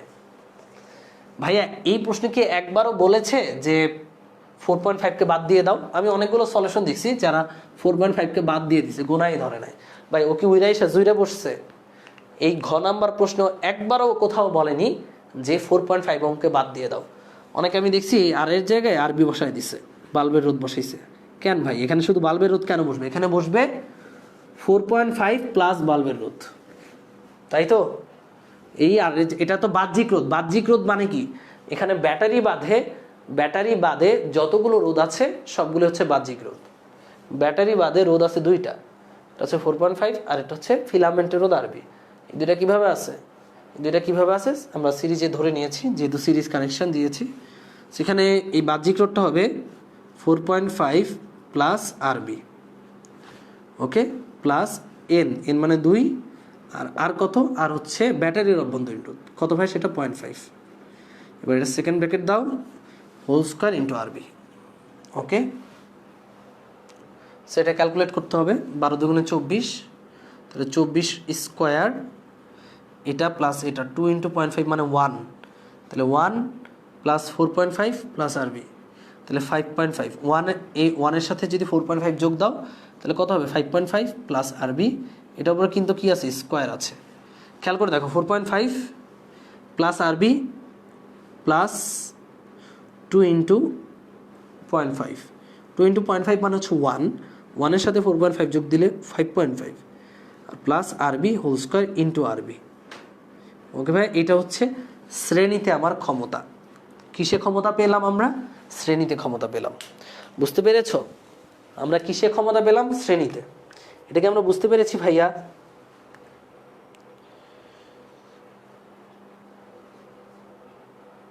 তোমরা কি এটা বুঝতে পেরেছো? এতটুকু বুঝতে পেরেছো শ্রেণীতে? এটা কে কে ভুল করেছো কপি করতে গিয়া? যারা কপি করতে গিয়ে ভুল করছো তারা কিন্তু ধরা খেয়ে গেছো। এখানে কিন্তু আমাদের ঘ নাম্বার প্রশ্নে একবারও বলে না যে এই 4.5 বাদ। আমরা কিন্তু অনেকে 4.5 কে বাদ দিয়ে খালি বাল্বের রোধ দিয়ে করছি, খুব সহজে মিলে গেছে না? বাট এটা কিন্তু ওকে, এটা কিন্তু একবারও বলে নাই। আচ্ছা, মেঘলা আকাশ বলছে আবার একটু বলতে। এটা বাহ্যিক রোধ ছিল। বাহ্যিক রোধের মধ্যে কে কে, এখানে কোনটা কি সেটা আগে ভালো করে বুঝতে হবে। এই স্মল আরটা হচ্ছে ব্যাটারির অভ্যন্তরের রোধ, যেটা 0.5। এই বড় আরটা হচ্ছে বাহ্যিক রোধ। বাহ্যিক রোধ মানে ব্যাটারি বাদে বাইরে যে রোধগুলো আছে। ব্যাটারি বাদে বাইরে আসছে হচ্ছে বাল্ব আর এইটা, তাহলে বাল্বের রোধ প্লাস 4.5। এখানে আমি যদিও এইটার নামও আর দিছি, এখানেও আর দিছি, তুমি এখানে আর প্রাইম দিও, এটা আর প্রাইম দিও, আর প্রাইম মানে বাহ্যিক রোধ, আর প্রাইম মানে বাহ্যিক রোধ। এই পরিচয়গুলো নিজে দিতে হবে ভাইয়া। আর বাহ্যিক রোধ আর প্রাইম মানে কি কি আছে? ব্যাটারির বাল্বের রোধ প্লাস 4.5, এটা হচ্ছে বাহ্যিক রোধ। সো বাহ্যিক রোধ করে এটার সাথে যদি গুণ করো, এটা উপরে স্কোয়ার আছে, স্কোয়ারটা আমি উপর নিচে দিয়ে দিলাম, 12×24 স্কোয়ার, আবার এই পুরোটার উপরে স্কোয়ার, মানে 5.5 প্লাস আরবির উপরে স্কোয়ার। এটা হচ্ছে আমাদের শ্রেণীতে কি, এটা হচ্ছে আমাদের শ্রেণীতে পাওয়ার, শ্রেণীতে বাল্বের পাওয়ার। এবার আমরা সমান্তরালে বাল্বের পাওয়ার বের করব। তো শ্রেণীতে বাল্বের পাওয়ারটা আমি একটু আলাদা করে লিখতে চাই। শ্রেণীতে বাল্বের পাওয়ার হচ্ছে PS is equal to 24 square, নিচে আছে 5.5 প্লাস আরবি স্কোয়ার ইন্টু আরবি। এটা হচ্ছে আমাদের শ্রেণীতে বাল্বের পাওয়ার। এবার সমান্তরালে বাল্বের পাওয়ার বের করব। সমান্তরালে যখন ব্যাটারি যুক্ত থাকে তখন বাল্বের পাওয়ার কত? যখন ব্যাটারি সমান্তরালে যুক্ত, এখানে লিখবা যখন ব্যাটারিগুলো আমরা সমান্তরালে যুক্ত করি, ব্যাটারি সমান্তরালে যুক্ত করি, সমান্তরালে যুক্ত করব তখন বাল্বের পাওয়ার কত? তখন বাল্বের পাওয়ার মনে করো পিপি, যেহেতু প্যারালালে যুক্ত করছি না, so power of parallel formula কি? আইপি স্কোয়ার ইন্টু বাল্বের ইন্টু রোধ। কার রোধ, কার পাওয়ার বের করতেছো? বাল্বের পাওয়ার, সো বাল্বের রোধ। আইপি মানে কি? প্যারালালে তড়িৎ প্রবাহ, আর পিপি মানে কি? প্যারালালে পাওয়ার, মানে সমান্তরালে যুক্ত অবস্থায় পাওয়ার। এবার আইপির ফর্মুলা কি একটু আগে শিখেছ, এন সংখ্যক ব্যাটারি যখন সমান্তরালে যুক্ত থাকে তখন তড়িৎ প্রবাহ হচ্ছে এনই, নিচে হচ্ছে এন আর প্লাস স্মল আর, যেখানে আর হচ্ছে বাহ্যিক রোধ, আর প্রাইম দিচ্ছি, আর প্রাইম হচ্ছে বাহ্যিক রোধ, আর এই স্মল আরটা হচ্ছে ব্যাটারির অভ্যন্তরীণ রোধ। এটার উপরে কি আছে? স্কোয়ার আছে ইন্টু রোধ। কার রোধ? যার পাওয়ার বের করছো। কার পাওয়ার বের করছো? বাল্বের, সো বাল্বের রোধ। এবার ভাইয়া দেখো কি কি, এন মানে হচ্ছে 2, ই মানে হচ্ছে 12, এন মানে 2, আর প্রাইম, ও আমি কিন্তু এখানে ভুল করছি একটা, সেটা হচ্ছে ও না ঠিক আছে কোনো ভুল নাই, এন মানে 2, আর প্রাইম মানে হচ্ছে এটা, আর প্রাইম মানে কিন্তু এটা, আর প্রাইম মানে হচ্ছে আর বি প্লাস আর প্রাইম হচ্ছে বাহ্যিক রোধ। বাহ্যিক রোধের মধ্যে আছে বাল্বের রোধ প্লাস 4.5, বাল্বের রোধ প্লাস 4.5 প্লাস আর, এই পুরোটার উপরে সেকেন্ড ব্র্যাকেট দিয়ে হোল স্কোয়ার দাও ইন্টু আরবি। তাহলে কত পাচ্ছ? 12×24, 24 স্কোয়ার, আর 2 আরবি, 2 দিয়ে যদি গুণ দাও 2 আরবি, 4 ইন্টু 4.5 ইন্টু 2 মানে 9, 2 আরবি প্লাস আর, তাহলে এখানে পাচ্ছি কি কি, এখানে বিশাল একটা কমপ্লেক্স নাম্বার পাচ্ছি, সেটা হচ্ছে 2 আরবি প্লাস 9 প্লাস আর এর স্কোয়ার ইন্টু আরবি। এটা হচ্ছে আমাদের যখন আমরা ব্যাটারিগুলোকে প্যারালালে যুক্ত করলাম তখন লাইটের পাওয়ার। আমরা কিন্তু দুই ক্ষেত্রে লাইটের পাওয়ারটা বের করে ফেলতে পেরেছি, দুই ক্ষেত্রে কিন্তু লাইটের পাওয়ারটা বের করতে পেরেছি। ওকে,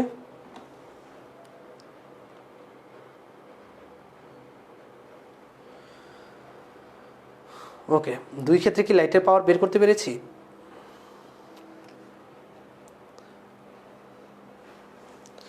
আর ইজ ইকুয়াল টু 0.5 ওহম, এটা কে বলতে বলছে?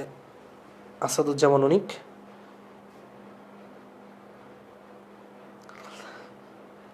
আর এর মান বসান। ওকে, ও এ আর এর মান তো 0.5 বসানোই যায়।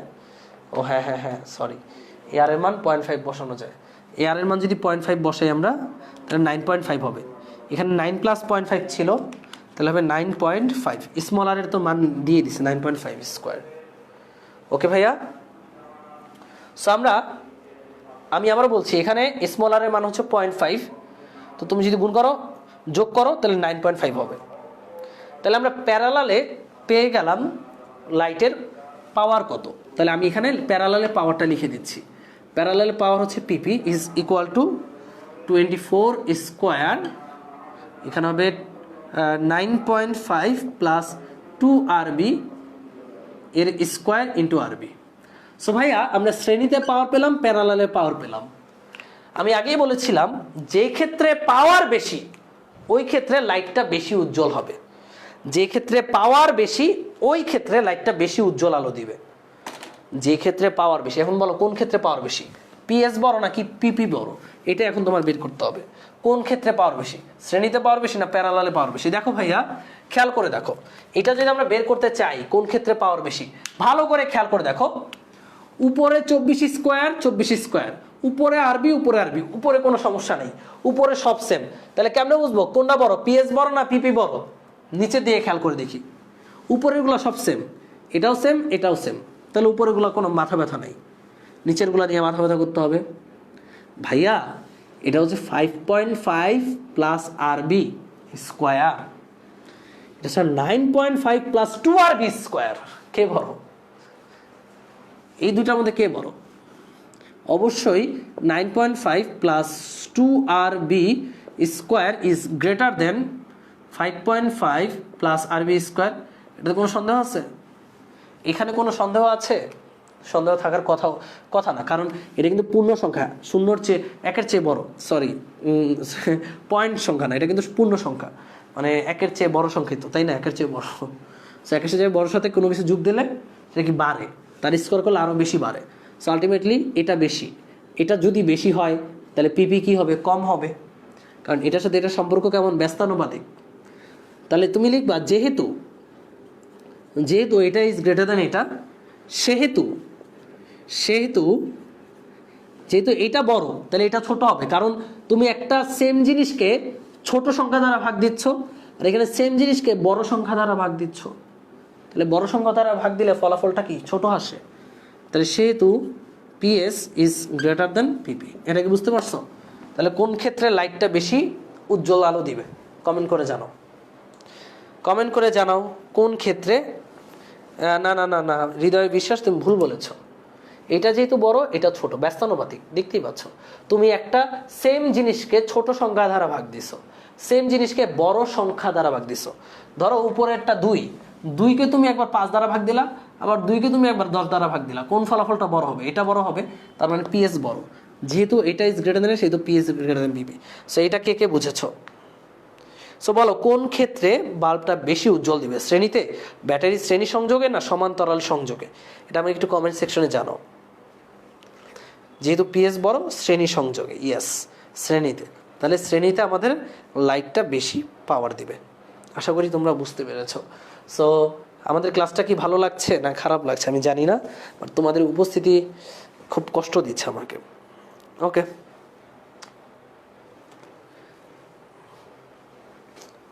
সো এবার আমরা কোথায় যাব?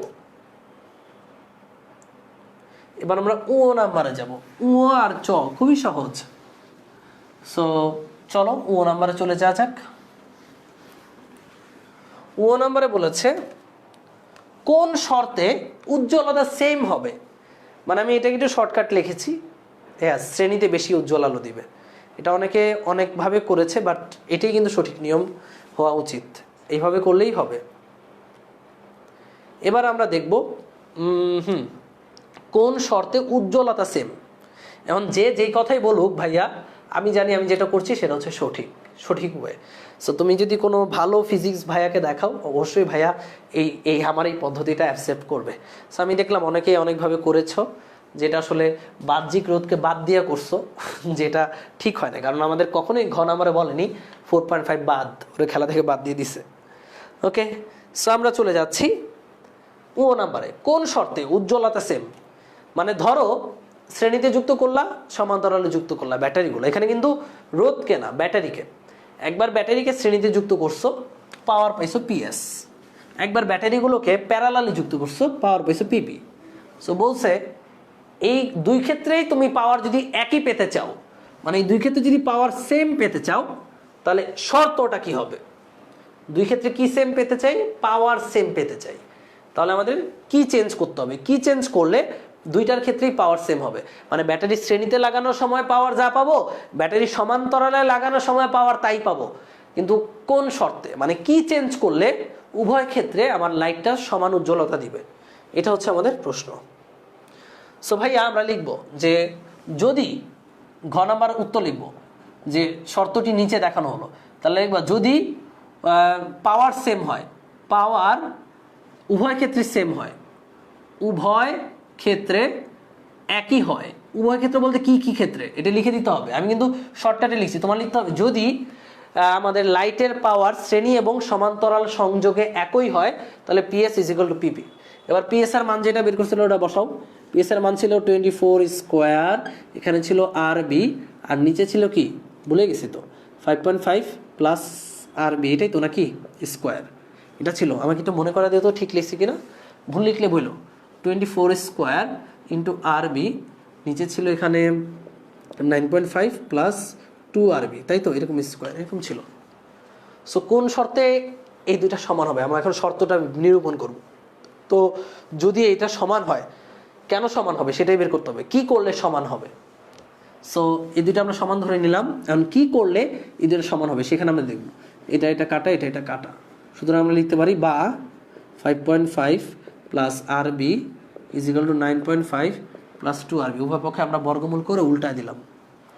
এবার দেখো কি হয়, বা আরবি মানে কি, আরবি হচ্ছে বাল্বের রোধ, বাল্বের রোধ। এটাকে আমি কোথাও ভুল লিখছি, কোথাও কি ভুল লিখেছি? না, লিখি নাই তো। এটা হচ্ছে আরবি হচ্ছে বাল্বের রোধ। সো কি পাচ্ছি দেখো তো, 2, তাহলে 5.5 মাইনাস 9.5 ইজ ইকুয়াল টু 2 আরবি মাইনাস আরবি। সুতরাং আরবির মান পাচ্ছি আমরা -4 ওহম। তাহলে আমরা কি বলবো, আমরা বলবো যদি ব্যাটারির ফিলামেন্টের রোধ -4 ওহম হয়, তাহলে উভয় ক্ষেত্রে মানে শ্রেণীতেও যেই আলো দিবে সমান্তরালেও সেই আলো দিবে, তাই এটাই লিখবো। দেখো ভাইয়া, আরবি মানে কি, আরবি মানে হচ্ছে বাল্ব, বাল্ব, আমি ব্যাটারি বলে ফেলছি, এটা হচ্ছে বাল্ব, বাল্বের রোধ। সো আমরা কি লিখবো, যদি বাল্বের রোধ -4 ওহম হয়, তাহলে বাল্বটি শ্রেণী সমবায় এবং সমান্তরাল সমবায়ে একই উজ্জ্বলতা দিবে বা একই পাওয়ার দিবে, তাই না? না ভাই, এটা ভুল, কারণ কখনোই একটা বাল্বের রোধ -4 হতে পারে না, এটা অযৌক্তিক। তাহলে -4 হয়েছে কেমনে, তাহলে এটা কেমনে কি করব, এটা তো তাহলে খুব গ্যারা গলে ফালায় দিল, তাই না? একদম মাইন্ড কাচিপা পড়ে গেছে, এখন কি করতে পারি? তাহলে ভাই এখানে কি হয়েছে, ঘটনাটা কি হয়েছে, ঘটনাটা হয়েছে এটা কি? আমরা যদি একটু ভেঙে লেখার চেষ্টা করি, দেখো চলো এখান থেকে একটু ভেঙে লেখার চেষ্টা করি। 5.5 মানে কে ছিল, 5.5 মানে ছিল 4.5 প্লাস 0.5 প্লাস আর বি। 9.5 মানে কে ছিল, 9.5 এর মধ্যে কে জানি ছিল, হ্যাঁ 4.5 প্লাস 4.5 প্লাস 0.5, এটা এরকম ছিল। আমি আর কি ভেঙে ভেঙে লিখতেছি। দেখো ভাইয়া, আর 4.5 মানে কে, বড় মানে বাহ্যিক রোধটা, এই যে এই রোধটা, আর প্লাস 0.5 মানে স্মল আর, প্লাস আর বি, এখানে কে 4.5 মানে বাহ্যিক রোধ, বাহ্যিক রোধ হচ্ছে 2R, আর প্লাস আর মানে 2R। আমি খালি ভ্যালুগুলো বসাচ্ছি, মান না, মানের পরিবর্তে তাদের নামগুলো বসাচ্ছি বোঝার সুবিধার্থে। প্লাস স্মল আর প্লাস 2RB। সো এখান থেকে তুমি যদি স্মল মানে আরবির মান বের করো, এই আর কাটা চলে যাবে, আরবির মান 4ই আসবে, খেয়াল করে দেখতে পারো। আর মাইনাস আর মানে 0, আর কাটা, এই আর থেকে আর বিয়োগ দিলে আর শেষ, আরবি থেকে আরবির মান আসবে কত ভাইয়া? হ্যাঁ, আরবির মান কিন্তু কত আসে দেখি তো, আর যদি কাটা দিয়ে দিই, 2R মাইনাস আর, 2R মানে হচ্ছে 9 মাইনাস 4.5, ওকে, 2RB মাইনাস আরবি। দেখি তো একটু ক্যালকুলেট করে, আমি কি ভুল করছি কোথাও বসানোতে? তাহলে এখানে আমরা যদি লিখি আরবি মানে এখানে একটা আরবি পড়ে থাকলো, আমি একটু ক্যালকুলেট করে দেখছি, এটা কাটা চলে গেল, 2R এখানে কাটা চলে গেল, এখানে একটা আর পড়ে থাকলো খালি। তাহলে আর মাইনাস আরবির মান আসে হচ্ছে আর এর সমান, আর কত ভাই 4.5। তাহলে একটু আগে 4 কেমনে আসছে, আমি কোথাও ভুল করছি একটু বলো তো। আচ্ছা, আমি কি কোথাও ভুল করেছি? ও ইয়েস, এমডি মাহি বলছে 4.5 প্লাস 0.5 মানে 5.5 কিভাবে, মানে এখানে তো 5.5 ছিল, এটা 5.5 না, এটা হচ্ছে 5 হবে। কত হবে ভাইয়া? 5 হবে। এটা 4.5 প্লাস 0.5 ছিল, মনে করে দেখো, এটা ছিল যে আমাদের আর মানে এর আগের অঙ্কে আর প্লাস আরবি ছিল, প্লাস আর ছিল, সরি আর প্লাস আর ছিল, আর প্লাস আরবি প্লাস আর ছিল, এরকম ছিল। তাহলে আর ছিল 4.5, এটা হচ্ছে 0.5, তাহলে 4.5 প্লাস 0.5, আমি ভুলে 5.5 লিখছি, বাট এটা তো 5 হবে, সরি। হ্যাঁ এমনি Mahi, thank you so much, আমি ক্যালকুলেশনটা একটু ভুল করেছিলাম। সেটা হচ্ছে যে 4.5 প্লাস 0.5 আগের অঙ্কে 4.5 প্লাস 0.5 ইজ ইকুয়াল টু লিখছি 5.5, যেটা ভুল ছিল। 4.5 প্লাস 0.5 মানে 5, তাহলে এটা 5, তাহলে আরবির মান কিন্তু -4ই আসে, তাই তো? খেয়াল করে দেখো 4.5 + 0.5 মানে 5, তাহলে আরবির মান হয় -4ই আসে। বাট আরবির মান তো -4 পসিবল না। একটা লাইট, একটা বাল্ব, এই বাল্বের ফিলামেন্টের রোধ কিভাবে -4 হয়? কখনোই সম্ভব না। সো আমাদের এখানে ঝামেলাটা কি আসলে? এখানে মূল ঝামেলাটা হচ্ছে আমাদের আরবির মানটা যদি আমি হিসাব করতে চাই, তাহলে আমাদের এই লাইন পর্যন্ত তুমি আসলা, এই লাইন পর্যন্ত সুন্দর করে আসলা, আসার পর তুমি আরবির মান বের করলাম -4, তো তুমি লিখবা কি? আরবি কি? লাইটের ফিলামেন্টের বাল্বের রোধ, বাল্বের রোধ, সহজ কথা বাল্বের রোধ বা লাইটের রোধ, লাইটের রোধ। তুমি যখন এটা বের করলা, এটা বের করে সুন্দর করে লিখে দিতে হবে এই শর্ত কখনোই সম্ভব নয় যে লাইটের রোধ -4 কখনোই সম্ভব নয়।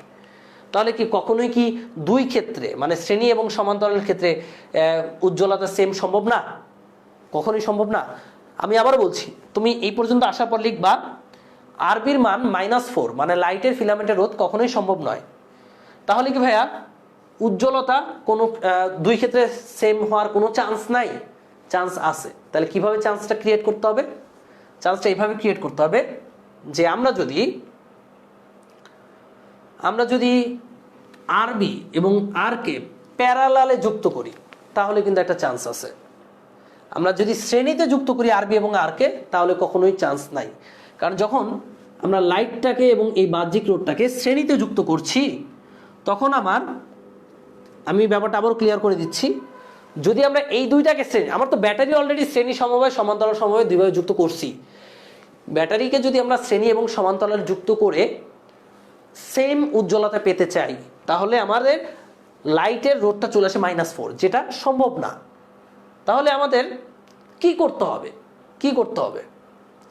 আমাদের একটা কাজ করা যায়, সেটা হচ্ছে আমরা উভয় ক্ষেত্রেই এই দুইটাকে প্যারালালে লাগাই দেব। এই দুইটাকে যদি প্যারালালে লাগাই দিই, তাহলে লাইটের রোধ কেমন আসে দেখো। আমরা যদি এই দুইটাকে প্যারালালে লাগাই, ব্যাটারি শ্রেণী এবং সমান্তরাল দুইভাবে লাগাবো, আর দুই ক্ষেত্রেই আমরা লাইটের সাথে, এই হচ্ছে লাইট আর এই হচ্ছে রোধ, প্যারালাল রোধ হচ্ছে 4.5, লাইট হচ্ছে আরবি। এবার খেয়াল করে দেখো তো এদের তুল্যরোধ থেকে আমরা কি আরবির মানটা বের করতে পারি কিনা? খেয়াল করে দেখো তো। এবার তুমি কি লিখবা? যদি আমরা এটা তুল্যরোধ বের করতে চাই, তুল্যরোধ কত হবে? এই দুইটা তুল্যরোধ কত হয়? এই দুইটার তুল্যরোধ হবে,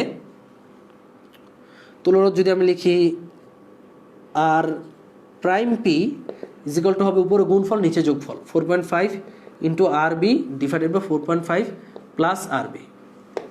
এবার যে তুল্যরোধটা বের করলাম, এই তুল্যরোধটাকে বাহ্যিক রোধ হিসেবে ধরতে হবে।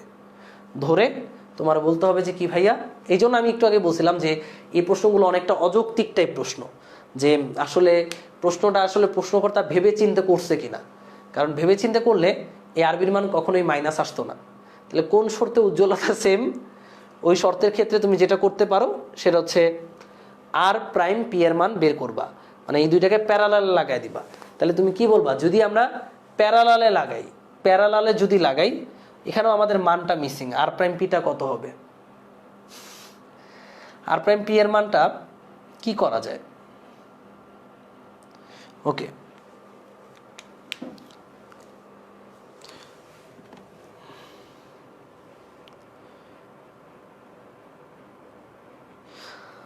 ওকে, ভাইয়া অনেক ক্ষেত্রে কলেজের স্যাররা বলেছে এক প্রশ্ন অন্য প্রশ্ন থেকে প্রাপ্ত না লিখতে, তাহলে কি করা যায়?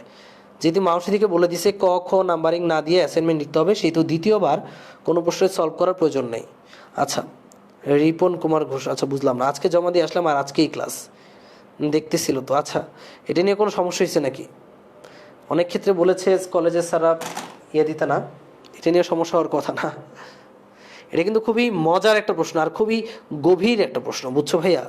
মানে এটা কিন্তু সহজে কেউ করতে গেলে সহজে পারাটা অনেক টাফ হবে।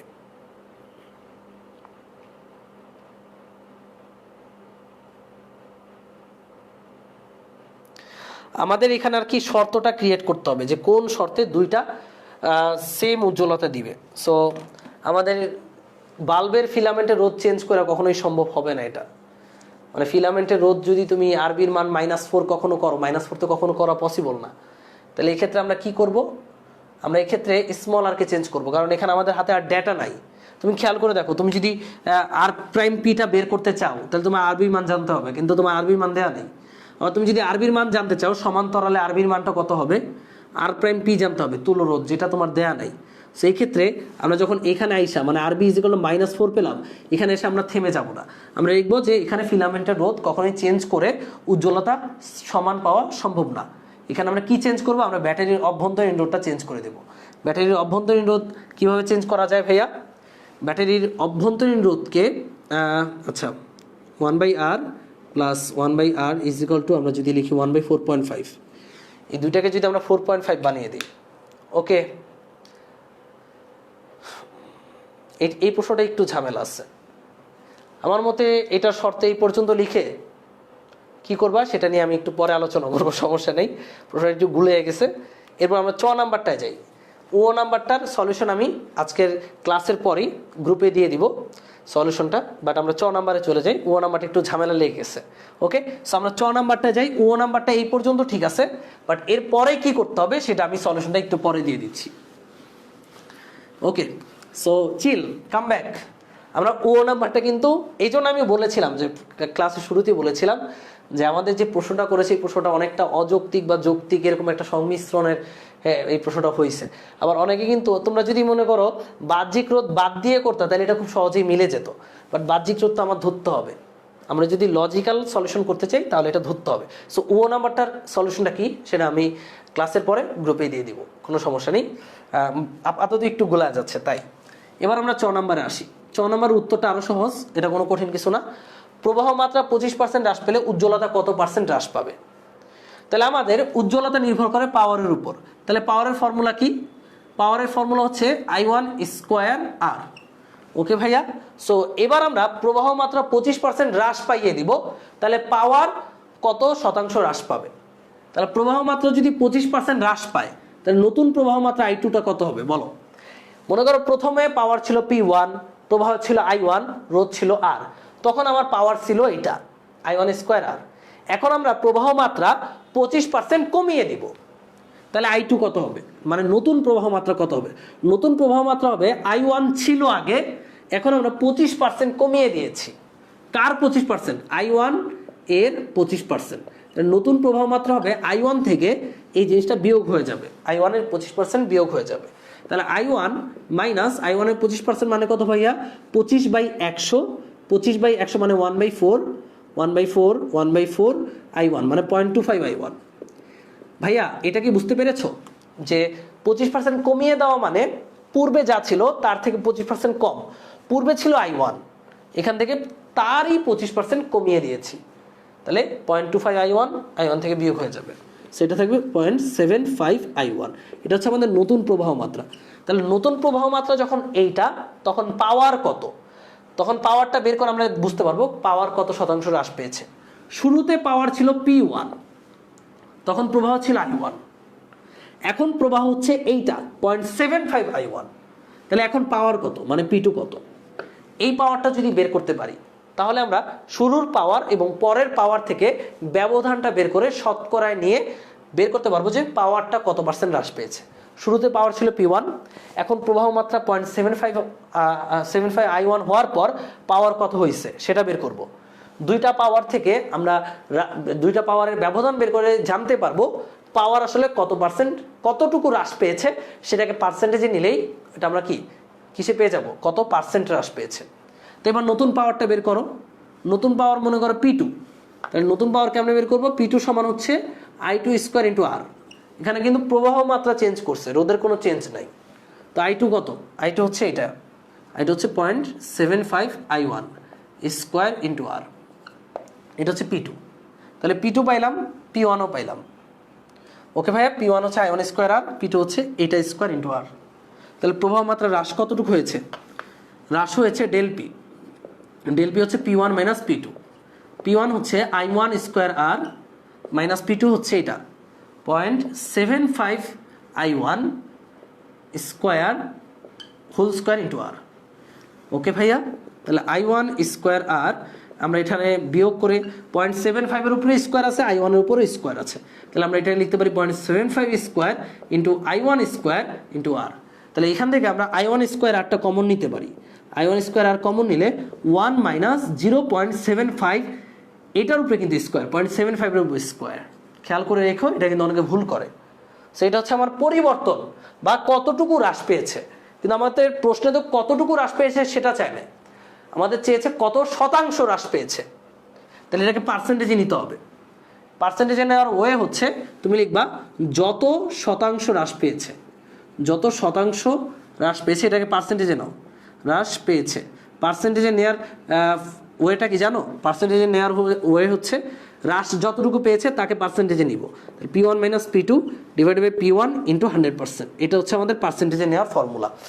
বলতে পারো ভাই এখানে P1 দ্বারা ভাগ কেন দিছি? খুব সহজ হিসাব, ঐকিক নিয়মের মাধ্যমে।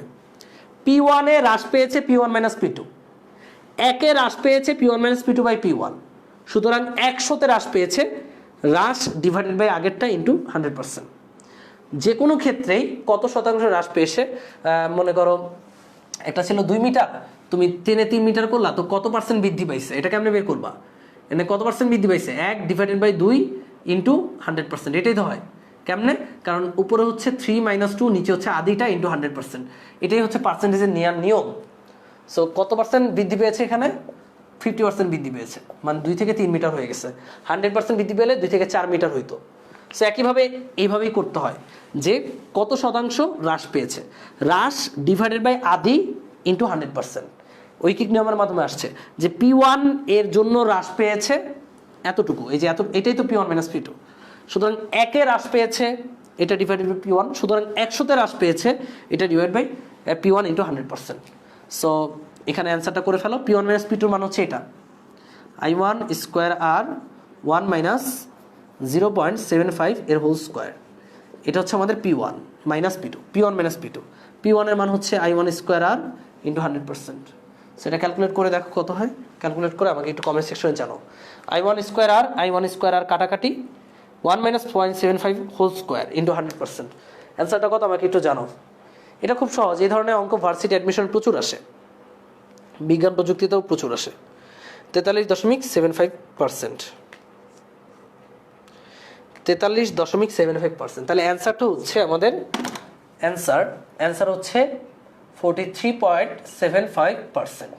ওকে ভাইয়া, আমরা কি বুঝতে পেরেছি ব্যাপারটা? আমি ক্লিয়ার করে দিচ্ছি। ধরো পূর্বে তড়িৎ প্রবাহ I1, পূর্বে পাওয়ার P1, সো P1 সমান I1 স্কোয়ার আর। এবার আমরা তড়িৎ প্রবাহ 25% হ্রাস করে দিয়েছি, তাহলে নতুন তড়িৎ প্রবাহিত হবে I2, সেটা হবে I1 থেকে 25% I1 বাদ, তাহলে এটা হবে 0.75 I2-র মান। তাহলে I2 দিয়ে আমি P2টা বের করে ফেললাম। P2 হচ্ছে 0.75 I1 স্কোয়ার ইন্টু আর। P2 পেলাম, P1 পেলাম, তাহলে পরিবর্তনটা কত হয়েছে বা কতটুকু হ্রাস পেয়েছে সেটা কেমনে বের করব? বড় থেকে ছোটটা বিয়োগ, বড় হচ্ছে P1, ছোট হচ্ছে P2, P1 minus P2, P1 minus P2 করলে এটা পাই। কারণ এটা আমরা জাস্ট বের করেছি কতটুকু হ্রাস পেয়েছে, বাট প্রশ্ন বলেছে উজ্জ্বলতা কত শতাংশ হ্রাস পেবে, তারপর এটা শতাংশে নিতে হবে। শতাংশ কেমনে নিব? বলবো কি P1 এর হ্রাস পেয়েছে, ঐকিক নিয়ম আর কি, P1 এর হ্রাস পেয়েছে এইটা, সুতরাং 1-এর হ্রাস পেয়েছে এইটা ডিভাইডেড বাই P1, সুতরাং 100-তে হ্রাস পেয়েছে ইন্টু 100%। সো P1 এর মান বসাই দিলাম, পরিবর্তনটার মান বসাই দিলাম, কাটাকাটি চলে গেল, পরে চলে আসবে 43.75%।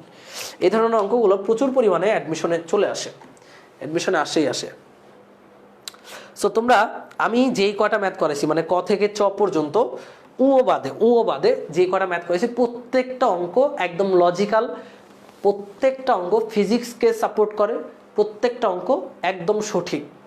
এটা তুমি যদি বিজ্ঞ কোনো ভাইকে দেখাও তাহলে তারা অবশ্যই সঠিক বলবে, কারণ আমি কিন্তু অনেক অ্যানালাইসিস করেই এই সলিউশনটা ক্রিয়েট করেছি। এটা কিন্তু একদমই ভিন্নধর্মী সলিউশন, যেটা ইউটিউবে অনেকগুলো ভিডিও আছে, আমিও নিজেও দেখেছি, যেখানে 4.5 ইগনোর করে যেন তেনভাবে মিলিয়ে দেওয়া হয়েছে। বাট আসলে প্রশ্ন যেমন উত্তরটা এমনই হতে হবে, তাছাড়া হবে না।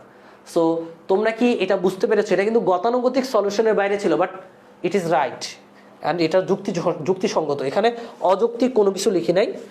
ও নাম্বারটার সলিউশনটা আমি ক্লাসের পর, জাস্ট আমাকে একটু সময় দিবা, আমি এটা বসিয়ে দিব। জাস্ট ওই মুহূর্তে মাথায় ক্যাচ করে না যখন আমি করাচ্ছিলাম, এর জন্য এক্সট্রিমলি সরি। বাট ক থেকে চ পর্যন্ত বাকিগুলো কি বুঝতে পেরেছো? জাস্ট ও নাম্বারটা বাদে। আচ্ছা, অনেকেই বাহ্যিক রোধ ব্যবহার না করেই করে ফেলেছে, ওইটা কি ভুল হয়েছে? উদ্দীপকে বাহ্যিক রোধ দেওয়া হয়েছে, আমাদের তো এখানে বাহ্যিক রোধ ছাড়া করতে বলেনি, তাই না? এটা বলছে বাহ্যিক রোধ বাদ না, সো বাহ্যিক রোধ অবশ্যই আছে। ভাইয়া তোমরা কি বুঝতে পেরেছো? যদি বুঝতে পারো আমি তোমাদেরকে বেসিকটা দিলাম, তোমরা নিজেদের মতো তৈরি করে, আমি কিন্তু সম্পূর্ণ লিখে লিখে দেই নি, এবার নিজেদের মতো অ্যাসাইনমেন্ট সলভ করে ফেলতে হবে। এই অ্যাসাইনমেন্টের সবচেয়ে বিতর্কিত প্রশ্ন হচ্ছে কিন্তু ও নাম্বারটা, আর এই ও নাম্বারটার কারণে আমি বলবো এই অ্যাসাইনমেন্টের প্রশ্নটা কিন্তু একদম ভালো হয়নি, স্ট্যান্ডার্ড হয়নি। ওকে, সো সবাই যেহেতু বুঝে থাকো, আচ্ছা ঘ নাম্বারটা কি? ঘ নাম্বারটা বলেছি, তুমি টেনে দেখো ভাইয়া। ঘ নাম্বারটা যারা আবার বলবে ভাইয়া গাইডলাইন সেশন হবে না, তোমাদের যে উপস্থিতি গাইডলাইন সেশন আবার আলাদা করে নিতে হবে, তাছাড়া কোনো উপায়ই নেই। কারণ আমি ক্লাসটা খুব এফোর্ট দিয়ে শুরু করেছিলাম এবং এফোর্ট দিয়ে শেষ করছি, শেষ পর্যন্ত আমি খুব স্পষ্টভাবে প্রত্যেকটা টপিক বোঝানোর চেষ্টা করেছি। তোমাদের উপস্থিতি খুব হতাশাজনক, বাট দেখা যাবে যে ইউটিউবে এরকম কন্টেন্ট পাওয়া যাবে না, সত্যি কথা। কারণ আমি দেখছি ইউটিউবে যা আছে আমি দেখেছি, বাট সেখানে ম্যাক্সিমামই ভুল লাগছে আমার কাছে। সো আমার কাছে ভুল বলতে তুমি যদি বিজ্ঞ কোনো ভাইয়াকে দেখাও, তিনিও ভুলই বলবে, কারণ আমি অনেক অ্যানালাইসিস করেই এই সলিউশনটা ক্রিয়েট করেছি, আর এই সলিউশনটা অবশ্যই এবং অবশ্যই রাইট। এটা তুমি তোমার কলেজের টিচারকেও বোঝাতে পারবা যদি সে না বুঝে। ওকে, সো আর হ্যাঁ 12 সেপ্টেম্বর থেকে তোমাদের কলেজ খুলে দিবে। ওকে ভাইয়া, সো স্কুল কলেজ যদি খুলে দেয় তাহলে তুমি বন্দিপাশালার সাথে থেকো। বন্দিপাশালা থেকে তোমাদের জন্য যাবতীয় যা করণীয়, যে এইচএসসিতে কীভাবে ভালো করতে হবে, এইচএসসিতে কীভাবে জিপিএ 5 অর্জন করতে হবে, সেটা বন্দিপাশালা করবে। সো বন্দিপাশালার সাথে থাকতে হবে আর ভালো থাকতে হবে, সুস্থ থাকতে হবে। ওকে ভাইয়া, আচ্ছা ঠিক আছে, আল্লাহ হাফেজ, টাটা, ভালো থাকো, বন্দিপাশালার সাথে থাকো। সবাইকে অনেক অনেক শুভকামনা। কলেজ খোলা পর্যন্ত একটু প্রেশার যাবে সবার, এখন একটু পড়তে হবে আর কি।